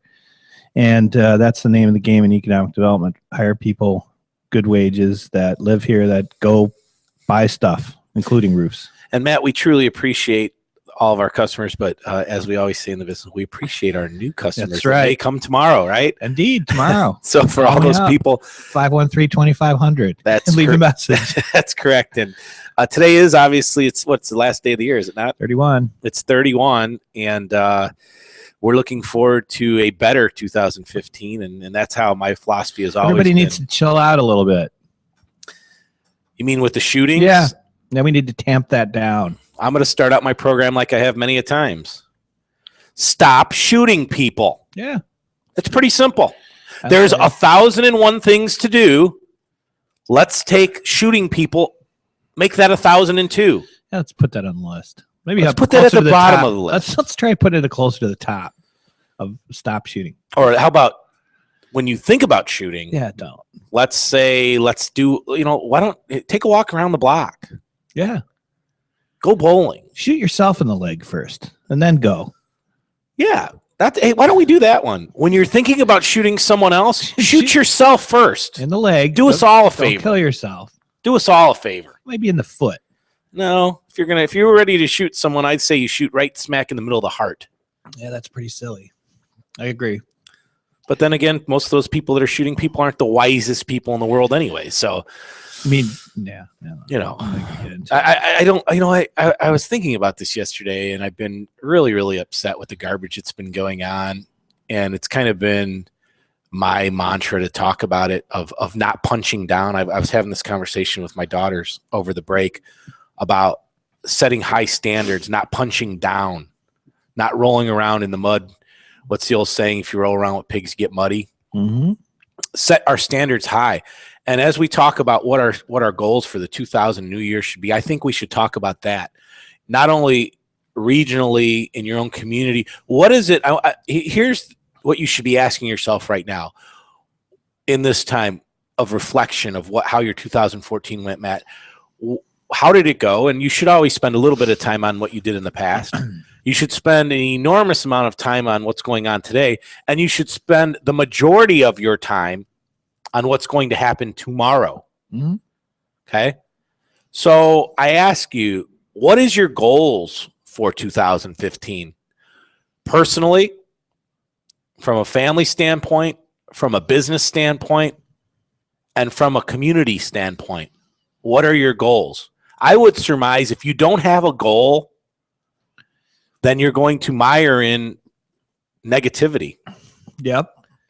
And average. What you did yesterday. And I always tell stories about my mother and father because I think that they really had it right. And I remember one time I brought home a C. You run home and you show your parents grades. Oh, yeah. And I remember showing my mom a C, and I kind of felt pretty good about it. I was like, it's a C. And then I remember looking at the grade, and it's like it said average. Yeah. I remember my mom was saying, it's fine if you want to be an average fool. Yeah. And that stuck with me. I was like, wow, that's I thought something else was going to come out of your mouth, Well, way to try hard. My daughter was telling me her grades the other day. We were going to a family party Christmas, and I think she got 2 A's, 2 B's, and like a C+. And I think she was expecting something else. And I said, if you would have spent a little bit more time in that class, you could have gotten at least a B-. Yeah. Hit the honor roll. And she's like, well, don't you think that's all pretty good? I said, it's okay. I think that it's exactly what I said. That if you would have spent a little additional more time on that class, you wouldn't have got a C or C+. Right? Well, yeah. Well, and that's what my kids are going to get. You College can cry about whatever. You can do what you want with your kids. But my kids I want the level to be as high as it could be. I want to live in an area where my community wants it to be as high as it can be. I want to live in a community where going on the 6700 block of Idaho and shooting 2 kids is unacceptable. Yeah, completely unacceptable. Yeah, it's no good. All right, right over there in Hussville, right? Yeah, yeah. 845-1100. Give Kuziak and Reardon. And I'm tired of it. And in fact, if we want to do something as a community, we will come together and determine that's not okay. It's just not okay. It's not okay to sit on a corner and do nothing. It's not okay to go into a park and tear it all up. It's not okay to leave your yard looking like garbage. Nope. It's not okay. It's not okay to graduate 30% of the people. No. And what's going to end up happening in 2015, and I talk to people from all ends of the equation because of what I do for a living. If you think that when you're punching to the bottom, the only thing that you're doing is you're creating a bigger distance between you and the way that some people want to live. And I see it here in Northwest Indiana. More people wanting to move south, move as far south as they possibly can. I don't know about that. I mean, how much further south can you go? Like I said, I don't know if you want to go that far south. Well, you do have that problem once you get south that the ignorance level gets a little bit higher. I don't know, man. You start looking at where Indiana's rolling in from an education standpoint, and that's not a good thing. I know I don't want to get into this whole conversation about this whole. I know I'm bouncing around here, but this whole. Remember how we got into it with Spiro, and you're a board member of the. Mm-hmm. I am just going to go on record right now. Mm-hmm. My wife had her Christmas party at Fair Oaks Farm. Yep. There is no way that people from Northwest Indiana were driving to Fair Oaks Too Farm. far. I was driving and still driving, trying to get back. It's like driving to, LaPorte. No, it's LaPorte, not Lowell. Because I was driving and still driving and still driving because we were meeting some friends that were having dinner over across from Lake Central, and we were at Fair Oaks Farm. Yeah. And I'm driving. So what I did is I took 55 north from Fair Oaks Farm because it was inside. It wasn't right there on, Fair Oaks Farm. They own, I don't know how many acres, but it's a lot. But there was a really, really cool ranch that we were inside of. Mm-hmm. It was a personal ranch for the owners. And the stables were all there. I mean, it was really, really cool. So, I mean, I was driving in the property for 5 or 10 minutes, but I took 55. So I ended up going north to 114, shot 114 over about 7 miles to 41. So you can't do that. Well, why? Because I was meeting people in Indianapolis. By the time you do all that, so I went through Lake Village. You're better off getting back on 65, going north, getting on 30. And that is not the region. It's a beautiful place, yes, but that is not the region. It certainly is a destination, though. You weren't there, didn't you? Because I didn't pick the party. Well, somebody did. It's destination. And I was driving, and then guess what happened after I was driving? Here comes Route 2. Oh, Lowell. I don't know. That's great. And then I was driving, and then finally 231 came up. From my perspective, what's the difference between going to the north side of Chicago or going there? It's going to take me the same amount of time. Or actually longer. And those two are equal? I'd say, yeah, sure. Depends where I'm going. Okay. Depends where I'm going. I'm just simply stating, I don't want the whole program to be about it. I'm saying people are not driving out to Fair Oaks Farm. Yeah, a lot of people do. That's why it's there. Okay. All right. They do. I guess it won't be an issue because it's not going to happen. No, but nonetheless, it certainly won't. It was a great time to have a Christmas party. They have a phenomenal place there, by the way. Yeah. And that's why people go there. It was, this was, I guess we're in their personal place where, Nice. I mean, it's a really, really cool open concept, and I would love to have it as a house, but it was kind of what was going on for me during Christmas. And that was about 45, 50 miles. Oh yeah. Let's just jump in the car. Sure. Let's throw a few drinks in there too on the way back. Yeah. You better watch. Let's see how that works. Why don't we take all of our coolers out there to watch the flight, and then I'll jump on 65. At least it wouldn't be snowing. Woo!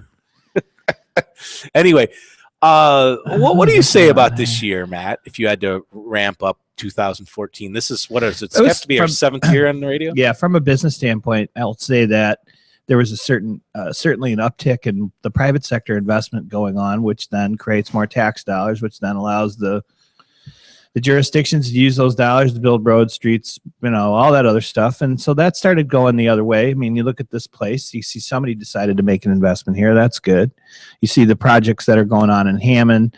There's a lot of stuff that we're working on, not only there, but in Porter County and Porter and, LaPorte to a certain extent. So when I see a lot more activity on the private sector, I mean, it kind of reminded me of maybe about 20 years ago when you had a pretty big spike in people trying to build stuff.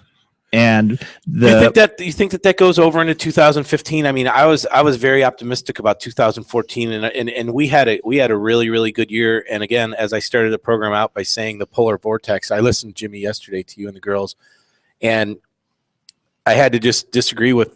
And then I think you guys corrected yourself at the end about the number one thing that affected business. It maybe not everybody, but business. And it did affect everyone with the way the roads were and everything. The first quarter of last year, the polar vortex from a business standpoint was almost catastrophic for people in the construction industry. I mean, almost catastrophic. I'm a small company, starting out $250,000 behind the previous year, and having what makes it worse wasn't just necessarily the first quarter. December was really bad last year with the weather. So not only do you end the year poorly with December, you have nothing coming in if you're doing only exterior work. I mean, it was nearly catastrophic for anyone in the business. And you could tell by the supply houses and all of them sending their salesmen every day. And everyone wanted to do something, but you really couldn't do anything. And then also just the roads and also just the overall attitude. I think business is about attitude. The economy is about attitude. When you feel good, you go out and you buy. When the sun's out, you feel good. When everything is frozen like it was a frozen tundra. Do you remember the lack of motivation that you had at day after day? You wake up and, oh my, is this ever gonna melt? And I'm so glad, even if it starts now, and we're supposed to get 3 inches, I think, over the weekend. I don't care what it does. It's already January.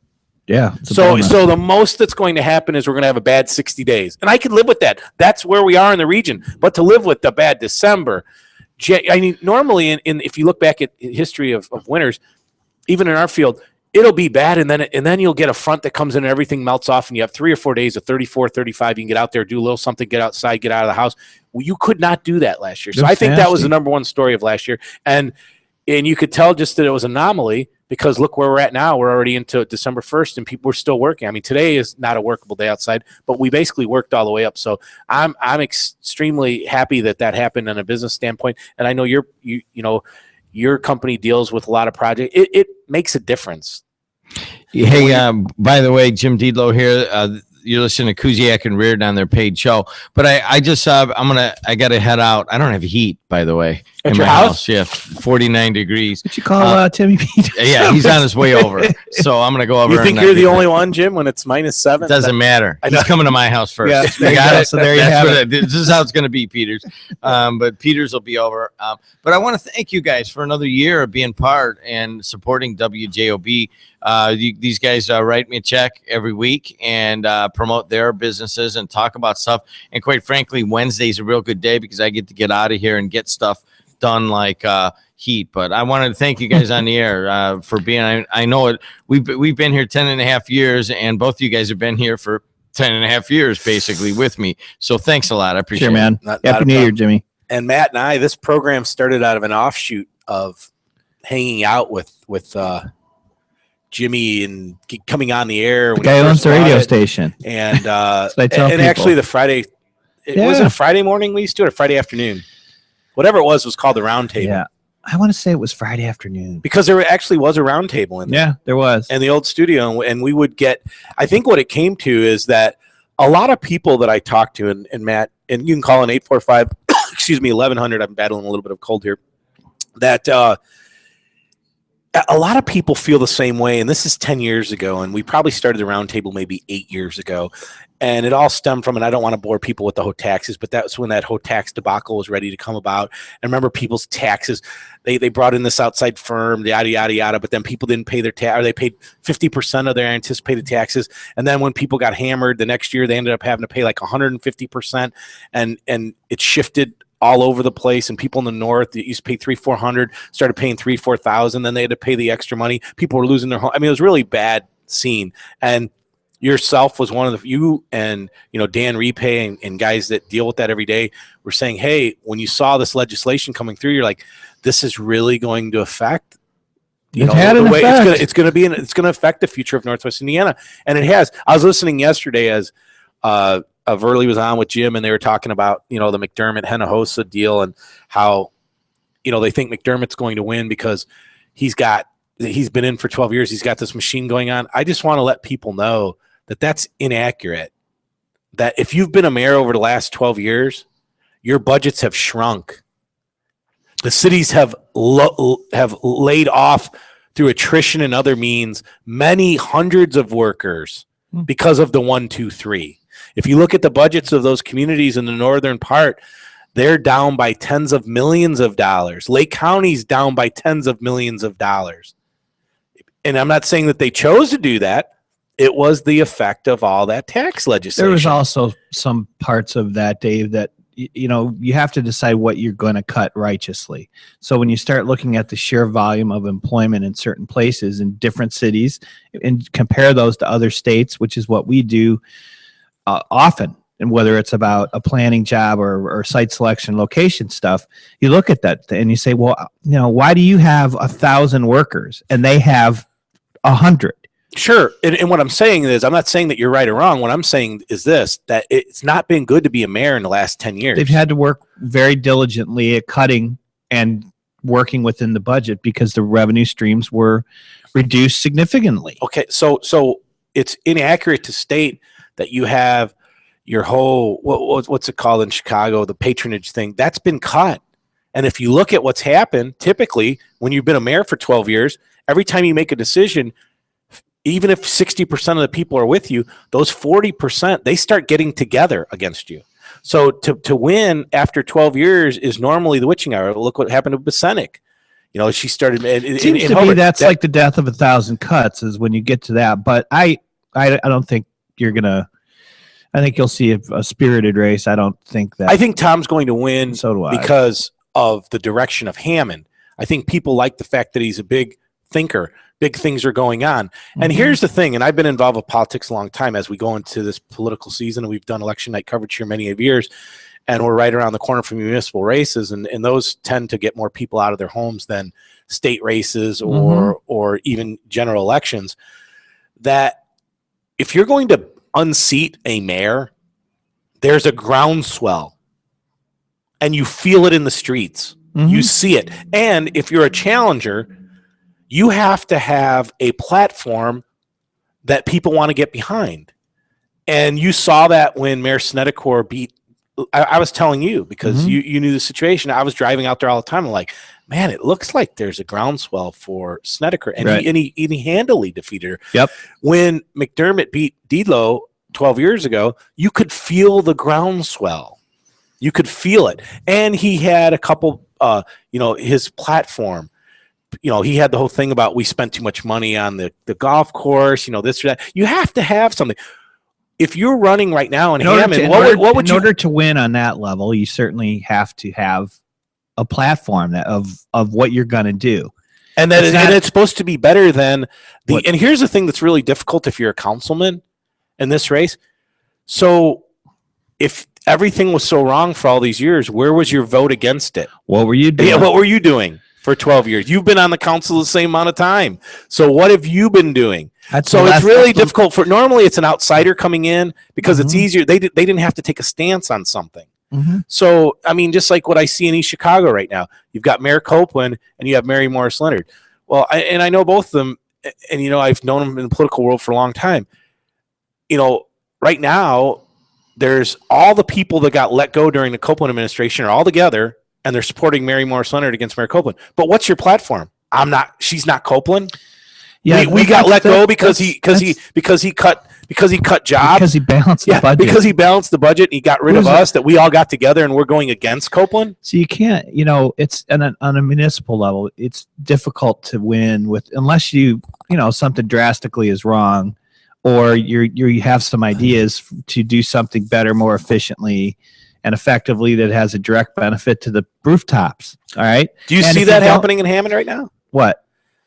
Any type of, well, first of all, I haven't heard anything. I know most of the time people wait until after the holiday season to start getting out there. And I think we're right around the corner from people. I know it's going to be cold for the winter, but you're going to start seeing people start getting their, first of all, if you're going to unseat someone that runs a city of 80,000 people, first of all, you have to be able to raise some funds. Yep. And you're going to have to be able to raise between 100 and 200,000. Yeah, I'd say. And that's not the easiest thing in the world. No, it's difficult. Really difficult. Especially if you're not in. That's the power of the incumbency. The power of the incumbency is that you're in. Right. and you can send fundraising tickets out and people buy them because you're in. Yeah. So one, you have to be able to raise funds. Two, people have to want to believe that you have a shot at winning. And I don't know if people believe that at this point. I mean, Mayor McDermott in his last 2 races got close to 80% of the vote. Yeah. I mean, that's not, I mean, when you, that's significant in any community to get that much. So, I mean, when you're sitting here and you're talking about trying to put together a coalition to unseat a mayor, what would you do in Hammond? I actually think Hammond's moving in the right direction. I think that we need to continue to work together as a police department and as a community and Crime Watch to eradicate the stuff that just happened on Idaho Street, where it appears that there was, a young couple that someone knocked on the door at 12 at night and said they want your belongings and started shooting. I mean, I don't know how you stop that other than having a lot of eyes on the situation, having a lot of police out there, a lot of presence, and let people know that you're going to immediately get rid of that type of activity. You're going to see, unfortunately, in urbanized areas, you're in a lot of areas, you're going to see that kind of activity. It's not something you can wave a wand at, but you're going to look at the statistics over time and say, where is Hammond in relation to what the crime stats were? And I'm pretty sure that the one side, McDermott's side, is going to say, well, here's our crime stats, and here's what we did, and here's how we tried to fix it, and these are the measures we took, and here's what we're going to do tomorrow. I think we need to get at the high school level. I mean, there was just an episode over at Morton, and it just infuriates me. And you see it on YouTube or whatever. Chicago Ridge, there's just a mob fighting each other. Downtown, what's the Disney? The Jets and the Sharks. No, the Disney, what do you call it? In Chicago with McDonald's, Rock and Roll McDonald's. I mean, who thinks that that's acceptable behavior in this country? They're all people not from Chicago that go there and, start acting up. Kids fighting after Morton, and then when police try to come over there, that they've actually have to bring in more police because these kids actually, the report is that may have swung at some police officers. That's acceptable? No, what's not acceptable is what happens whenever they go home. That's what's going on. If you really want to know, that's the issue. And can't be solved. Not today, not tomorrow. Well, I know. I believe it should be solved. If it can't be solved, we're in trouble. We've lost then. If it can't be solved, we've lost. You've probably we've lost a generation of kids. Another one. Yeah, I'd say. And that's what's disappointing on the last day of this year. That's disappointing to me as I try to look towards positive things. If you're looking at what it could be, that's so disappointing to me. There's a generation of people that are a bunch of idiots. Yeah, there is. But there's in other places that's not the case. So you can't, one size doesn't fit all in this discussion. But did you remember having this conversation 25 years ago in Northwest Indiana? No. I was earlier in the year. I had a friend. We were sitting at Flat Rock having a cold one, and he's actually moved from the area, and his girlfriend was sitting down, and I was explaining Hammond, and I had to explain to her that the region as a whole, 25 years ago, 30 years ago, you didn't have to worry about this stupid stuff. You didn't even think twice about it. No, not even. And now you have to worry about the negative side of this. Is Northwest Indiana just a microcosm? Yeah, of course it is. So what do you do about it? So in 25, 30 years, it's just been acceptable in this world to allow 50 people to shoot each other in Chicago on a weekend. It's just okay. We're okay with it. It seems that, if you could get to the education level and start informing and educating people, you're going to have a little better chance. 845-1100. It's disappointing to me as we go into the new year, Matt. And I, again, want to put the word out to people. And you call in, you can give us. I'll give you my resolutions going forward. For what are you going to do for your family? What are you going to do for your business or your job, your employment? What are you going to do for your community that is going to uplift everybody? That's what you should be thinking about right now as we go into the new year. If you don't, that's a problem. That's a problem. You can't wish it to happen. If you don't, you're going to be in the same exact situation that you were in. Yeah, and that's an issue as we're here on, JOB. So wait a minute, before you move on. So what is the battle between Chico and Hinojosa and the mayor. I don't what. I mean, at this point, I don't know. I'd love to have, you know what, as we get into the next year, and we have to be careful because I forget how many days out before the election, might be 60, that there's FCC rules as far as how many minutes you can have. But I put out a free call equal time as we go into our program next year for both Mayor McDermott and Chico Hinojosa to come on and talk about their platform and take questions about their platform. I think people want to know. I think that this is an enormously important election and time for the city of Hammond and the direction of which they want to be known for the next 50 to 60 years. And I'm not trying to sound dramatic. I truly believe it's that important that we have elements that have come into our community that want to lead it in the wrong direction. And you have other things like what your company has done along Wolf Lake, along the improvements that Whiting has all undertaken, all the stuff with the RDA, all the improvements that this community has taken on, and Whiting together and the lakefront together, that we are trying to set a quality of life so that people want to come in here, work hard, be a part of their community, not be a scumbag, have their kids go to school, just live the American dream. Stop punching down, as you said. So what's going on in some places, it's not everywhere. You've seen communities that have decided we can do better. We're going to do better. And why do we have to have bad stuff or adequate stuff? We want cool stuff too. And when you see what goes on in those collar communities around Indianapolis, they're like, I want it to look nice. Yes, I want that. And I want that quality. I mean, and it's the region mentality. I've said this in many public forum and public meetings about it. And I said, I've seen it for, since I've been doing economic development. That's good enough for us. There's always some Weisenheimer with the other solution, which is, well, why are we wasting money on that when we could do this? Well, the reason is because one, you didn't show up at any public meeting, so I didn't know what you wanted. And two, that's not what the money gets used for. 845-1100 is 840-20 in front of 9 o'clock on this last day of 2014. Kuziak and Reardon. If it's Wednesday, it's Kuziak and Reardon. This is a paid program by Kuziak Construction, 923-3007.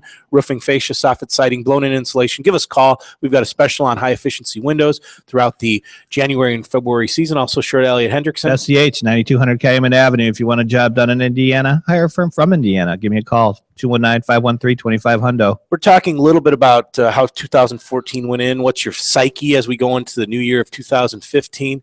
845-1100. Good morning. You're live in the air. Hi. You guys are mentioning how the mayors have had to cut their budgets because of the 1, 2, 3 cap. Yeah. And again, this is why they've had to institute the 1, 2, 3 cap, because governments, bodies have shown no desire to actually rein in their budgets. Look what happened at the county here with all of this angst and all this theater going on down there about the budget, and the cap was killing them, and they had to have the income tax and this and that, and they were cut to the bone. They had to have more revenues, and the minute they got the income tax, the first thing they did, gave everybody pay raises, invested more boondoggles, and dug another financial hole for themselves. Yeah, I'm not saying that it's wrong. I was just kind of trying to put my spin on some things that were said yesterday about with someone being in here that their patronage is all set up, and it's in actuality, if you look at the cities over the since the inception of the new tax laws, and I think it was 1858. I can't remember the other one, 1104, whatever. It doesn't matter. 1858. Yeah, that was and actually 1858 was a giveaway to the heavy industry up in the north end of the county, and it was a balancing act, Lee. It was a balancing act that needed to happen. They might the pendulum. The wild thing about it was supposedly was to save jobs. Yet the majority of the people working in them places don't even live in North County, if they even live in the county at all. But I used to have guys telling me, "Well, I work here, so I don't have to live here." Well, and then on top of that, when they gave away the store with 1858. The first thing you would have thought they would have made some stipulation that they need to do some hiring from these North County cities, and they never even asked for that. Yeah, but Lee, what happened was it was trying to balance out a poor tax situation. It was not accurate. I lived in East Chicago in 1995. My taxes were $315. I agree with you. I mean, so it was out of balance, and now it's to show you how idiotic these people are.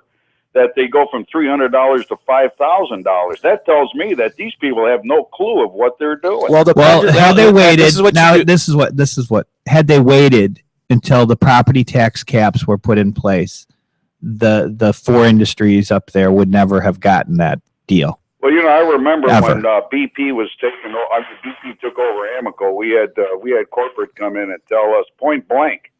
Our refinery manager point blank told us he was going down to Indianapolis and he was going to get tax relief for this corporation because he told us. He said, no other operation we have in North America has the kind of tax burden we have to pay here in Northwest Indiana, and this will stop. And but the only thing is, the corporations being corporations, do you think they cared about the people that live in these communities? No.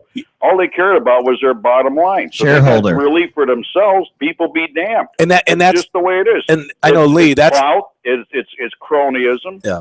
And the thing is, the people that get it in the neck are the poor people that live in the shadow of these mills. Let me sum up the whole debacle with that. Is I think that it was out of whack before the loss, and it's and still out of whack. now it went. The pendulum swung too far the other way, and I think we need to have someone that comes in and brings it back a little bit towards the center. The last assessment they had on that refinery that I know of, I think the assessment on the refinery was the total value was $198 million for that refinery.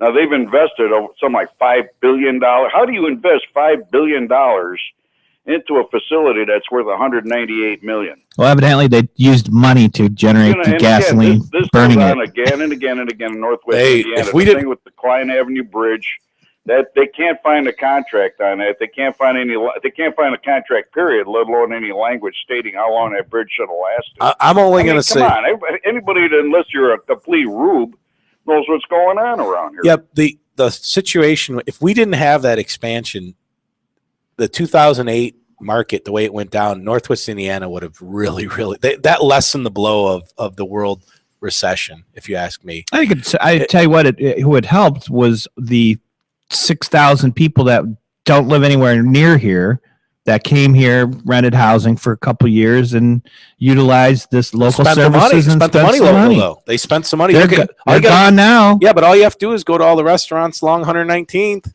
Right. Well, They- the thing is with an economy, it's not one project, one plan. You have to plan for the long term. When you this project here now at the refinery, yeah, they geared up for the oil Canadian oil sands and everything. But now the rumor going around is that the place is up for sale. Not only is the place up for sale, but the BP as a whole might be taken over by Shell. Yeah, but the thing is, and this. So I mean, I worked in the mills. I worked at Wisconsin Steel, where they spent like the better part of $35 million, and then the minute they topped off the blast furnace, they shut the whole place down. So these guys could be here today and gone tomorrow, unless you actually make on a political end, make a plan for viability and for decades, if not centuries, down the road. You're going to get left in the dust in this global economy. Yeah, but that's the capitalism. Though unfortunately, a lot of it's crony capitalism. It's not just straight capitalism. It's who knows who and who pays who. Yeah, but I mean that's an open let's market. face it, 1858 gave a big break to this industry. You went and like you guys mentioned, how people are paying $300 a year property tax, and it's true. It was crazy, but we went from one extreme to the other one. The challenge is it never got corrected by anybody. It never got corrected. And if you look at political leadership around here, half these people, I don't think they know which end is up. Well, it's had nothing to do with any mayor. The whole. If you go to these meetings, they sit around and they moan and groan about their budgets.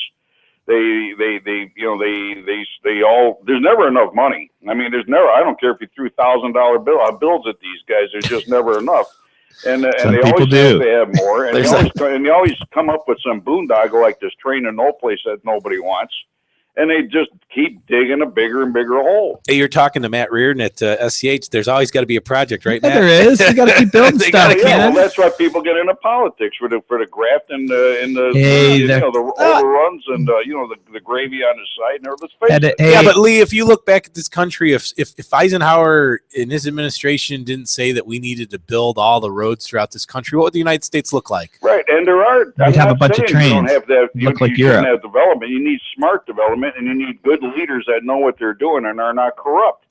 Good luck with that. Well, we'll see. Hey, thanks a lot, Lee. And I mean, I think it gets to Happy New Year, Lee. No, and I mean, the we're at a issue needs to be crossroads. solved. The issue related to this stuff is something that gets solved in Indianapolis. Okay, that's where it gets solved. I'm If you not want to change the tax policy, that's where it gets solved. There's no local ability for Mayor McDermott to say, "Hey, I'm going to raise your taxes." No, you know what? Can't You can't do that. Not in the state of in Illinois. You can. Yeah, you can, but you can't do it here. So that's, if people are talking about a balancing act, and they needed to do something about industry. When you're getting taxed at 6 and 7% of your assessment, 12 in Gary, it was 12%.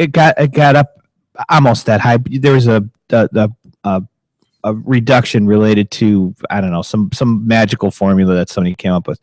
The problem is this: the method of assessment of those steel mills and the refineries, and this is just one segment, but you look at all the other ones that aren't part of the depreciation pool and all that other stuff.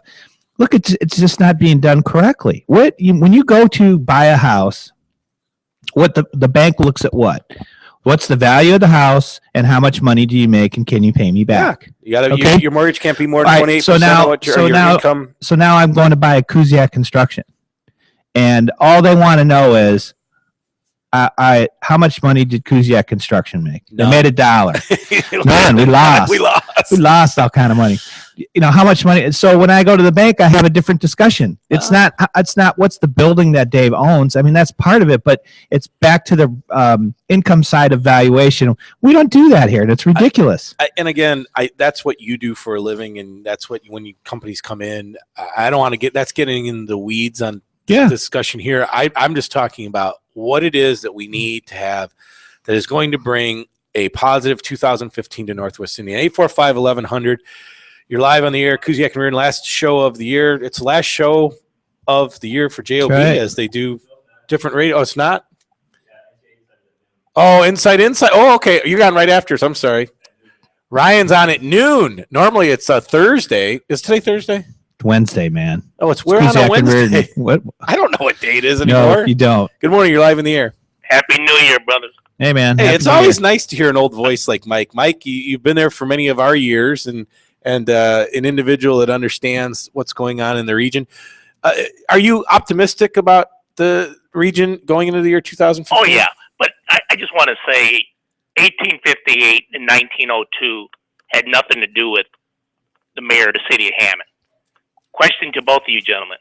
What percentage of the Kernan-Shepherd plan and or report has been implemented by Lake County government? Very little. Is that a problem? Yes. I think that you have to look at each one of those scenarios. I don't think you could just wholesale take something. But there's been a little bit of it. I mean, there was, I know we lost the assessor of North Township. That was part of what they were talking about. They had a referendum on that. But that's very little. Which of all places to have an assessor? We should have had an assessor for that. So if you're looking at the overall thing, I mean, not only that, what was the other one that the government or that business put forward? It wasn't Kernan-Shepherd. What was the other? The Good Government Study? Right. There was 2 really long studies put together by individuals. The Kernan-Shepherd report was a bipartisan by 2 guys that were no longer really involved that understood what was wrong and wanted to change it because they wanted to leave a legacy. And you know what, Mike? It comes down to this: who wants to axe their own? Who wants to axe their own gourd? Right. And that's really. I mean, that's what it. And that's not, Mike, that's not uncommon. I mean, no. When I was in the, before I started my own company in a Fortune 500 company, one of our bosses got a promotion, and one of the first things he said when he was leaving is, "Hey, what do you guys want? Because I'm leaving, and you know what? You guys want new computers? What can I get you? Because you guys helped me out, and I want to spend this whole budget." And it's even if you're in inland and you don't spend your whole budget, guess what? They're going to tell you the next year. If you don't need it all, we're not going to give it to you. So, I mean, and it's no different. I mean, no one wants to axe their own gourd. That's human nature. No, but I'm saying it's even worse in industry is what I'm saying, just like you stated about the budget. In other words, if you order 5,000 5/8-inch bolts, guess what? They're going to adjust it regardless of what you say. So if you don't order 10,000 in order to get 5,000, it's a game is my point. The only difference is that you're paying with taxpayers' dollars, which is construed differently than that. And so, it is a balancing act here, but as we end up 2014, I'm optimistic about 2015. The one thing that I know that we're going to come together as a community, and I'd love to have the sheriff on and get all the police chiefs together and say, guess what? We are going to work together to eradicate the garbage that is moving into our communities that led to things like what happened on Idaho Street the other night and happens day in and day out in some of these areas of Lake County. And we're just going to say it's not acceptable. It's not acceptable. We're going to bust some heads. And if that's what we have to do, then that's what we need to do. That sounds wonderful, and I've seen it in a particular city that most people don't know about. We're going to do exactly what you stated. The governor sent people in to that city, state troopers. Guess what? You had some of the rabble-rousers who were complaining about the police officers that were sent into their city to eradicate, to quote-unquote, bust the heads. So until you get leadership that admits it to the rabble-rousers, I don't care what you say. Just like Mayor Tom said in Hammond, I don't care what you say. We're going to eradicate it. But until that point, in the other cities, aside from Hammond, get on board. You're just biting yourself. Hey, you're chasing your tail. They did it in New York. Right. No, but now, did you see what's But going they're on whining now? now. Did you see what happened? That since this stuff's happened, Oh, the yeah. police, the arrests are 60% down. Why? And this is exactly. I was talking with my at Christmas, our Christmas family party. My cousin is a Chicago police officer, and he told me the same thing. He said, "You know what's going to happen, Dave? And this is going to happen throughout all the major cities across this country. You know what we're going to do? We're going to pull up in our cars, and we're going to just let it go. Right. Let it go. You want to know? And then come talk to me in 3 months. Yeah. Come talk to me in 3 months and tell me how your streets are when we just let it go." Right. See, I talk about what I witnessed. A lot of people have theories on these airways. You know, I hear this guy from the southeast side of Chicago run his pie hole, talking about taking retaliation on a certain police officer. You know, basically outright advocated police murder, if you will, of a certain officer. Here's the deal. You know, I attended every single police officer's funeral since George Yoros, Lieutenant, City of Gary, 1981, World War II hero, captured by the Germans, escaped by the Germans, served 29 and a half years on the Gary Police Department. He was 6 months away from retirement, and he was gunned down by a no-good rotten blank on 36th and Broadway, Gary National Bank, killed point blank, execution style. And when I hear this no-good rotten blank on these airways over and over and over talk about the annihilation of a police officer, I swear to God, I've never used foul language on this airways, but boy, I come close with if I just calling in and just firing that dude up. And nobody had the guts to say anything to the jerk. Nobody had enough guts to say anything to the jerk. You know, it's disgusting to me. Okay, every single police officer that was killed in this county, I've attended their funeral. And you know what? I was at a party over the weekend, and there were some police officers there, and I just told them, you know, thank you for what you guys do. And I can't begin to tell you how destructive what's been going on throughout this country is to those individuals that are out there on a daily basis. They have a different viewpoint now of what they're supposed to do out there. Right. And they're worried about, is someone going to get out of their car and start blowing them away? And that's an issue. Right. I mean, that is a major issue. Let me make it 100% equivocal so that no one has to read between the lines. I am 110% behind the police doing their job. 110. I talk to the Munster police on a daily basis. I tell them, I want you to be as aggressive as you possibly can be to make the streets of my community as safe as they possibly can be. So when I come home, I feel safe. Well, here's the thing. They don't let people sit on the corner in Munster and do nothing. Well, here's the thing, and I hear this, but I hear this nonsense. Here, this officer, I call him Mr. Yaros. I knew him as an officer. He had me in the back seat of his car. So this nonsense of the cops treating you like, when you're a knucklehead, you're a knucklehead. You know, he threw me in the back seat of a car one time. I said, Mr. Yaros, I never said that. He said, I know that, but I know your mouth. We're going to have units coming behind you. I want you to keep your mouth shut, and I'm going to keep you in my car because I know your old man's going to get blanked off if they throw you in the clink. I didn't say a word. He threw me in the back seat of his car, and I didn't say a word to get thrown in the back seat of his car. So this nonsense of they're quote unquote terrorizing our community. Nonsense. When you're a fool, you're a fool. I think what's the guy who calls in from Gary? He's had some health issues. Ramon? When Ramon put it best, he said, I got 101 things wrong with me, and the police aren't even on the top of the list. That's the least of my worries. I mean, it's crazy, man. I mean, I used to make money all the time doing things legally. He'd come up to me. You got a permit to do that? You got this to do that? That when you stop doing that, your community goes down. I don't care what anybody says. People could say, "Oh, well, you don't want to pick on the community." That's why code enforcement is so important. That's why when I hear MX talk about Crime Watch, it's so important because when you start neglecting those areas, I see what happens, man. I see what happens in properties where you have animals, in my opinion, crawling out the windows as opposed to using the stinking door. You know, Mike, as we go into 2015, I can only hope that individuals who understand the importance of Neighborhood Crime Watch, of being community leaders, and that's what we need more of. And that's what that's going to be my wish as we go into the new year. That, you know, you used to have people, and I'll remember the names. Maybe they were political. Maybe they were the precinct people. Maybe they were just the oldest person on the block. Maybe they're the person that people went and asked, how do things work around here? But they kept an eye on the block. Right. They were the matriarch or patriarch of the block.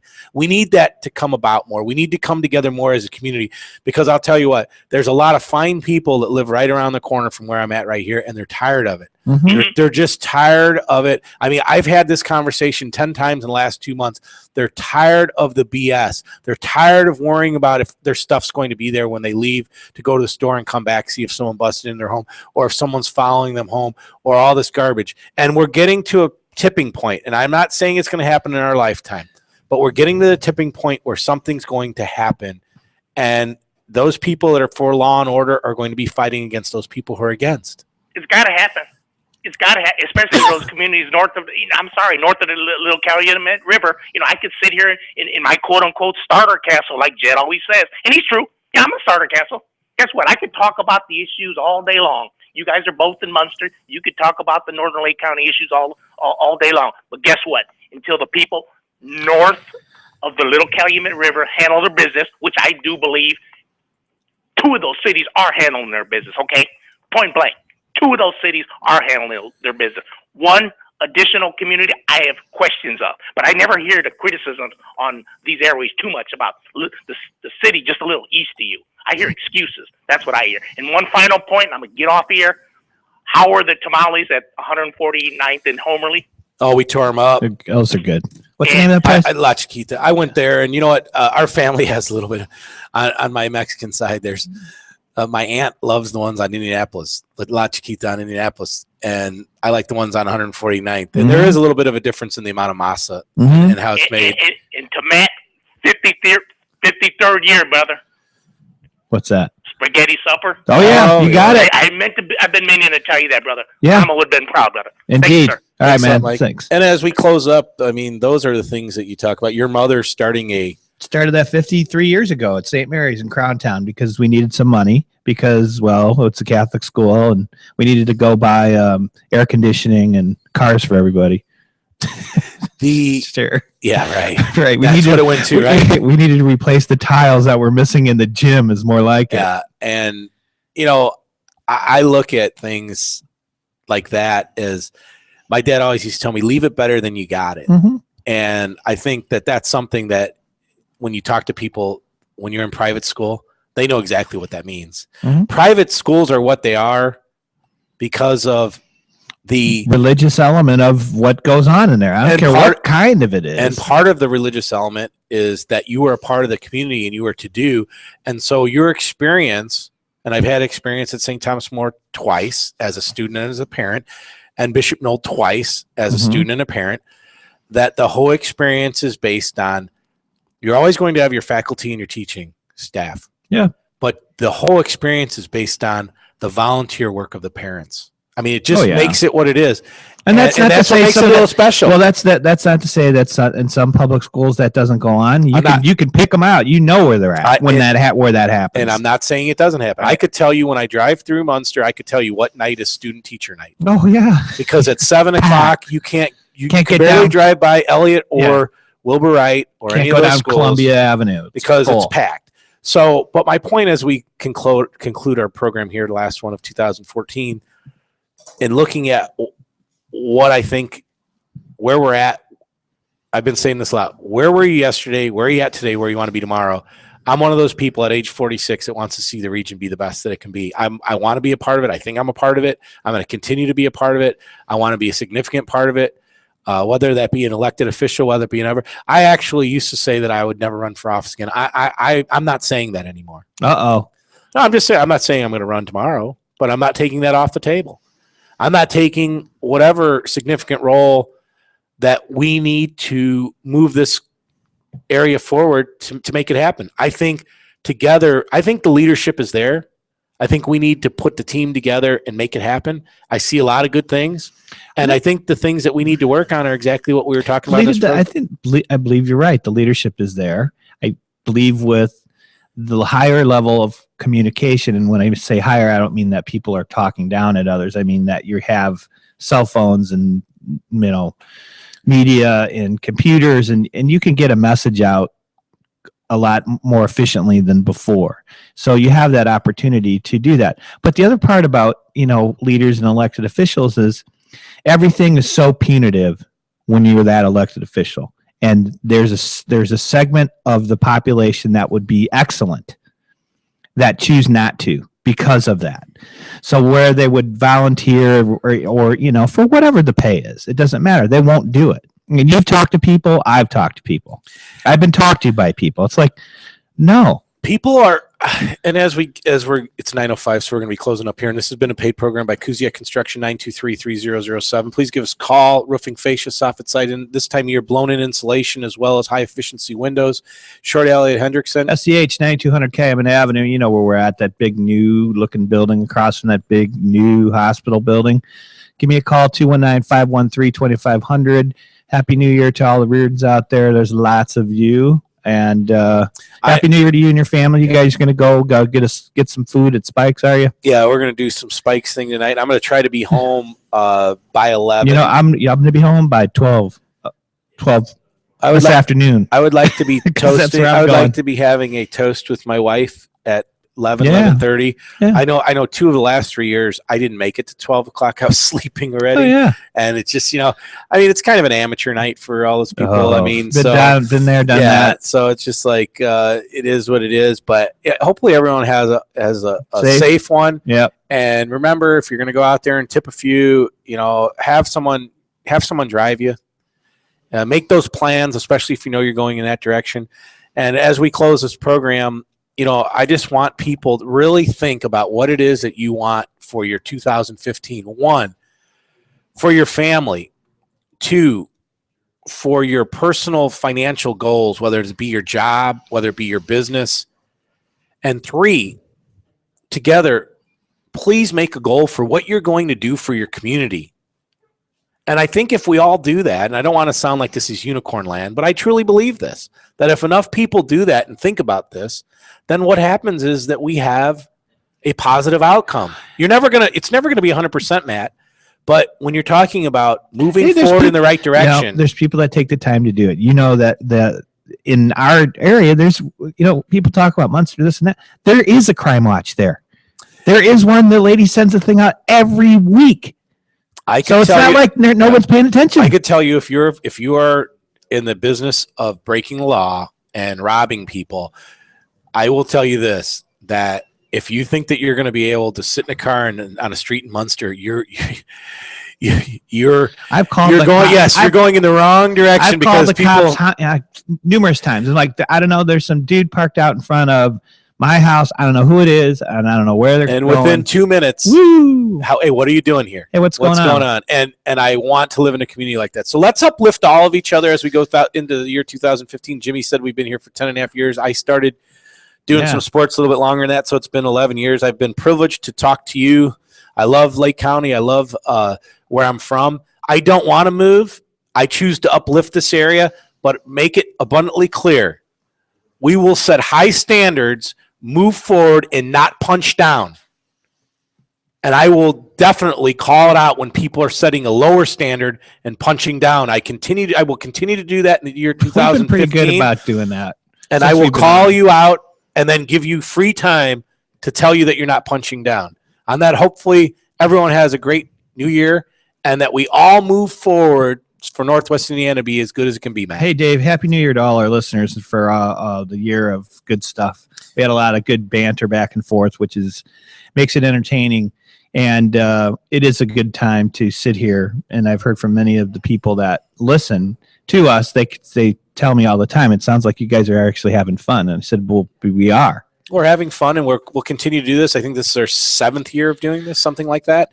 And we'll have fun with it. We'll continue to go. I think our goal this year also is to bring in some additional guests into some of the areas that we're talking about where improvement can be to educate. I know it was always about inspiring, educating people about issues. We're going to try to do a better job of bringing in more additional people that have some information and some experience in those fields. So we're going to take off, and everyone have a good year. Ryan is up next. That's the last really official program. There's football and basketball and all kind of other stuff on these airwaves. The Hoosiers are on, I think.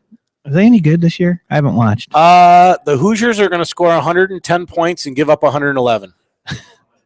He's on at noon, so we're going to go to what, Laura Ingraham? Oh. Okay, so thank the Lord. All right, now this is when I roll down the dial when I'm in my car. All righty. Hey, if it's Wednesday, it's Kuziak and Reardon on WJOB 1230 AM. Northwest Indiana is a special place for those who live and work here. Short Elliott Hendrickson is proud to provide Northwest Indiana communities with the economic development, engineering, and planning services needed to diversify the area's economy, maintain critical infrastructure, and prepare for a bright future. Northwest Indiana, your home to us. Short Elliott Hendrickson, engineers, planners, and scientists partnering with Indiana communities for more than 20 years. Tune to WJOB AM 1230, Wednesdays at 8 a.m. to hear SEH's economic development guru, Matt Reardon, discuss the issues driving community projects happening today and tomorrow.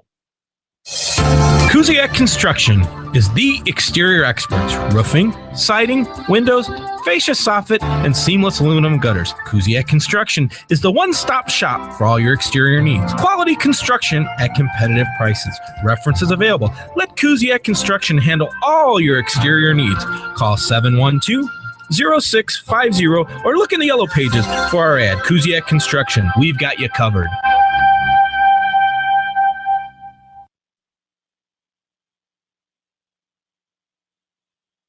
The sun goes down, the stars come out, and all that counts is here and now. My universe will never be the same. I'm glad you came.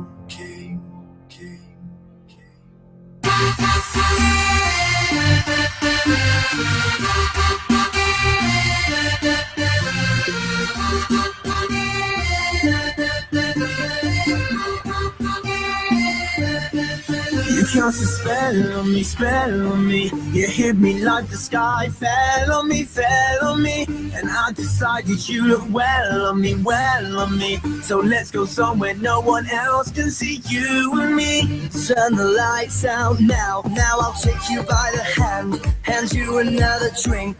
Drink it if you can. Can you spend a little time? Time is slipping away from us, so stay with me. I can make you glad you came. The sun goes down, the stars come out, and all that counts is here and now. My universe will never be the same. I'm glad you came. I'm glad you came.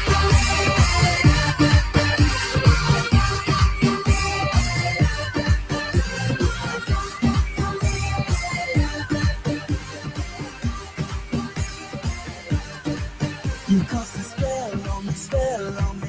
You hit me like the sky fell on me. And I decided you look well on me.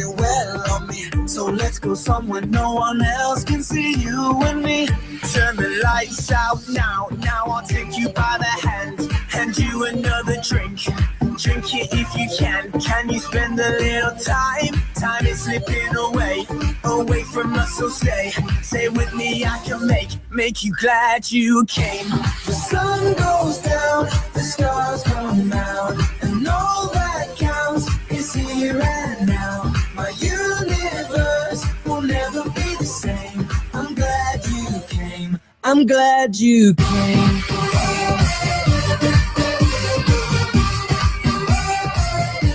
I'm glad you came.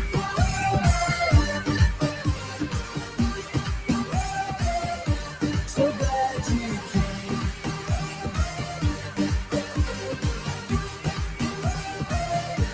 I'm glad you came.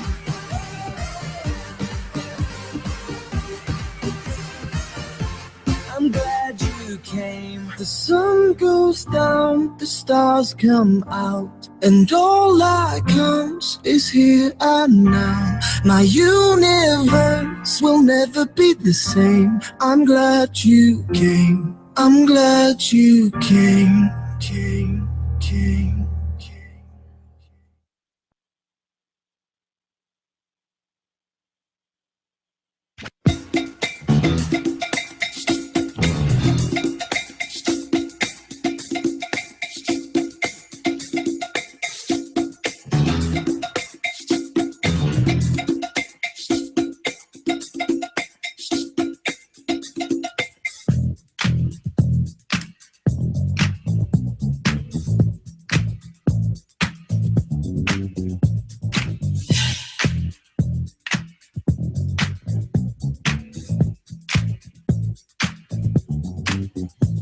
I said the hip hop, the hip it to the hip hop, and you don't stop the rocket to the bang bang boogie. Say up jump the boogie to the rhythm of the boogie to beat. Now what you hear is not a test. I'm rapping to the beat, and me, the groove, and my friends are gonna try to move your feet. You see, I am Wonder Mike, and I like to say hello. Up to the black, to the white, the red, and the brown, and the purple, and yellow. But first, I gotta bang, bang, the boogie to the boogie. Say up, jump the boogie to the bang, bang, boogie. Let's rock. You don't stop, rock the rhythm that'll make your body rock. Well, so far you've heard my voice, but I brought two friends along. And next on the mic is my man Hank. Come on, Hank, sing that song. Check it out, I'm the CAXN, the OVA, and the rest is FLY. You see, I go by the code of the doctor of the mix. These reasons I'll tell you why. You see, I'm 6'1" and I'm tons of fun, and I dress to a T. You see, I got more clothes than Muhammad Ali, and I dress so viciously. I got bodyguards, I got two big cars that definitely ain't the whack. I got a Lincoln Continental and a some new Cadillac. So after school, I take a dip in the pool, which is really on the wall. I got a color TV so I can see the Knicks play basketball. Hear me talking my checkbook, credit cards, more money than a sucker could ever spend. But I wouldn't give a sucker or a bum from the rock and not a dime till I made it again. Everybody go, hotel, motel, what you gonna do today? Is I'm gonna get a fly girl, gonna get some spank and drive off in a death OJ. Everybody go, hotel, motel, holiday in. Say if your girl starts acting up, then you take her friend. I'm not the G. My mellow is on you, so what you gonna do? Well, it's on and on and on and on and on. The beat don't stop until the break of dawn. I said a M-A-S, a T-E-R, a G with a double E. I said I go by the unforgettable name of the man they call a Master G. Well, my name is known all over the world by all the foxy ladies and the pretty girls. I'm going down in history as the baddest rapper that ever could be. Now I'm feeling the highs and you're feeling the lows. The beat starts getting into your toe. You start popping your fingers and stomping your feet and moving your body while you're sitting and you're sitting. Then damn, they start doing the freak. I said bam, right out of your seat. Then you throw your hands high in the air. You rock it to the rhythm, shake it there in air. You rock it to the beat without a care. With the short shot MCs for the affair. Now I'm not as tall as the rest of the gang, but I rap through the beat just the same. I got a little face and a pair of rhyme eyes. All I'm here to do, ladies, is hypnotize. Sing it on and on and on and on and on. The beat don't stop until the break of dawn. I sing it on and on and on and on and on like a hot butter. The pop, give it, pop, the pop. You don't dare stop or come alive, yo. Give me what you got. I guess by now you can take a hunch and find that I am the baby of the bunch, but that's okay. I still keep in stride, cause all I'm here to do is just a wiggle your behind. Sing it on and on and on and on. The beat don't stop until the break of dawn. Sing it on and on and on and on and on. Rock, yo, throw it on the floor. I'm gonna freak you here, I'm gonna freak you there. I'm gonna move you out of this atmosphere, cause I'm one of a kind and I'll shock your mind. I put the jig in your behind. I say the 1, 2, 3, 4, come on, girls, get it on the floor. Come alive, yo, give me what you got, cause I'm guaranteed to make you rock. I said 1, 2, before. Tell me one, do Mike, what are you waiting for? To the hip, hop, the hippie to the hippie, the hip, hip, the hopper, you don't stop. Rock it to the bang, make the boogie say up, jump the boogie to the rhythm of the boogie to beat. Well, skittle bebop, we rock a Scooby-Doo. And guess what? America, we love you. Because you rock in a roll with us so much so you can rock till you're 101 years old. I don't mean to brag, I don't mean to boast, but we're like hot butter on a breakfast toast. Rock it out. A baby bubba to the boogie, then bang bang, the boogie to the beat is so unique. Come on, everybody, and dance to the beat.